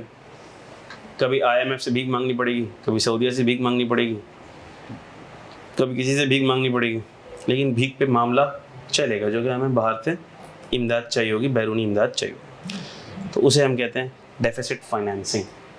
ठीक है, बजट डेफिसिट किसे कहते हैं। तो और ये मैंने लिखा था कि हमारे मुल्क के जो दो सबसे बड़े मसले हैं वो कौन से हैं भाई, एक बजट डेफिसिट है, दूसरा करंट अकाउंट डेफिसिट है। करंट अकाउंट डेफिसिट क्या होता है, करंट अकाउंट डेफिसिट क्या होता है? करंट अकाउंट डेफिसिट ये होता है कि मिसाल के तौर पर हमने बहुत सारी, चूंकि पाकिस्तान की जो इकोनॉमी है ना वो है इंपोर्ट बेस्ड इकोनॉमी, हम लोगों के पास मैन्युफैक्चरिंग यूनिट बहुत कम है। यहाँ पर लोग बिजनेस करने को तरजीह देते नहीं हैं, सारे लोग चाहते हैं हम आसान पैसा कमा लें, गोल्ड बेच के, सिल्वर बेच के, प्रॉपर्टी बेच के, फैक्ट्री लगाने के लिए कोई तैयार नहीं है। और हो भी कैसे, बिजली इतनी महंगी, इंफ्रास्ट्रक्चर इतना महंगा, गवर्नमेंट की सपोर्ट नहीं, रोड टूटे हुए, लेबर मिलती नहीं, फैक्ट्री कहाँ से लगे। तो हमारे यहाँ आवाम जिसके पास पैसा है वो कहती है भाई सारी चीज़ें बाहर से इम्पोर्ट कर लो, इम्तियाज़ में जाओ, कैट बिस्किट और डॉग बिस्किट भी इम्पोर्ट हो रहे हैं। तो हमने कहा सारी चीज़ें इम्पोर्ट कर लो। भाई इंपोर्ट कैसे, इंपोर्ट तो हम कर लें, लेकिन इंपोर्ट और एक्सपोर्ट के लिए जो बेस करेंसी है वो डॉलर। जब हम कोई भी चीज़ इंपोर्ट करते हैं, चाइना से माल इंपोर्ट करते हैं, ऑयल इतना सारा इंपोर्ट करते हैं क्योंकि हमारे पास पेट्रोल, बिजली सब ऑयल से बनता है, फर्नेस ऑयल इंपोर्ट होता है, तो ये सारे इंपोर्ट बिल्स किस में पे होते हैं, डॉलर्स में पे होते हैं। किस में होते हैं, डॉलर में। पीकेआर में थोड़ी पे होते हैं, पीकेआर में पे हो तो गवर्नमेंट पैसे छाप छाप के पे कर दे भाई, लेकिन ये सारे इंपोर्ट बिल्स किस में पे होते हैं, डॉलर में पे होते हैं, पे डॉलर में होते हैं। तो सर अब इसके लिए हमारे पास डॉलर होना चाहिए ना, हमारे डॉलर नहीं है। मिसाल के तौर पर इंपोर्ट बिल्स, पूरे महीने के इंपोर्ट बिल्स हैं 50 मिलियन डॉलर के, ऐसी बता रहा हूँ मैं, बिल्कुल छोटा सा फिगर, इससे ज़्यादा ही 50 मिलियन डॉलर के इंपोर्ट बिल्स हैं इस महीने, मिसाल ले रहा हूँ महीने के। तो अब आपके पास उतने डॉलर हैं क्या, इतने डॉलर पे करने हैं। अब डॉलर आएंगे कहाँ से सर? डॉलर आने के लिए आप यहाँ से कोई सर्विसेज बाहर दो, एक्सपोर्ट करो, आपके आईटी के प्रोफेशनल्स हैं वो सॉफ्टवेयर बेचें तो बाहर से पैसे आएँ। आप अमेरिका के अंदर गुड्स एक्सपोर्ट करो, यहाँ से गुड्स बाहर बेचो, जो टेक्सटाइल एक्सपोर्ट्स हैं, जो हमारे पास फूड स्टफ की एक्सपोर्ट्स हैं, तो वहाँ से फिर डॉलर आता भी है। तो डॉलर जाना भी है और डॉलर आना भी है। और सर हमारे जो पाकिस्तानी भाई जो गल्फ स्टेट्स में काम कर रहे हैं, उनकी सैलरी आती है, वो अपने घर पे पैसे भिजवाते हैं, होम रेमिटेंसेस बोलते हैं जिसको, डॉलर भिजवाते हैं। तो सर डॉलर जाने भी हैं, आने भी हैं। अब मिसाल के तौर पर इस महीने 50 मिलियन डॉलर पे करने हैं, लेकिन इस महीने आने हैं सिर्फ 30 मिलियन डॉलर, तो इस महीने 20 मिलियन डॉलर का क्या आ जाएगा, करंट अकाउंट डेफिसिट। बात समझ आती है? यानी कि डॉलर की डिमांड ज्यादा बढ़ गई, हमें डॉलर चाहिए कि हम पे करें, तो डॉलर की डिमांड बढ़ गई। जब डॉलर की डिमांड बढ़ जाती है और ये बैलेंस ऑफ पेमेंट आउट हो जाता है तो फिर डॉलर महंगा हो जाता है, और जब डॉलर महंगा हो जाता है तो फिर हम फंस जाते हैं, क्योंकि हमारे सारे लोन डॉलर में। जब हम उसको पीकेआर में कन्वर्ट करते हैं तो हम बोलते हैं भैया एक बंदे के ऊपर 3 लाख का कर्जा है, अगली सुबह उठ के उठा, अरे भाई 3,10,000 हो गया। क्यों? क्योंकि डॉलर बढ़ गया। बात समझ आ रही है? तो ये दोनों चीज़ें, ये हमारे मुल्क के दो सबसे बड़े मसले हैं, बजट डेफिसिट और करंट अकाउंट डेफिसिट। क्या मैं बात समझा पाया हूँ? तो खैर बताने का मकसद ये है कि ये इतनी इंपॉर्टेंट चीज़ है टैक्स रेवेन्यू, जिसे हम पढ़ने लगे हैं, और कल हम अपना ऑफिशियली स्टार्ट करेंगे डिस्कशन इनकम टैक्स से, कि इनकम किसे कहते हैं। बिल्कुल बेसिक से स्टार्ट करेंगे कि इनकम किसे कहते हैं, टैक्स किसे कहते हैं, और इनकम पर टैक्स लगता कैसे है, कैलकुलेट कैसे होता है, बेसिक कॉन्सेप्ट्स कुछ स्टार्ट करेंगे। इंशाल्लाह ताला आप लोगों को बहुत मज़ा आएगा। Thank you very much. May Allah bless you all. Take care a lot. मुझे अपने सारे टीचर्स को दुआ में याद रखिएगा, अपना ख्याल रखिएगा। अल्लाह हाफिज़। मैक्स। 10:15 बजे कल इंशाल्लाह शाम। लेट मत होइएगा। थैंक यू, अल्लाह हाफिज़।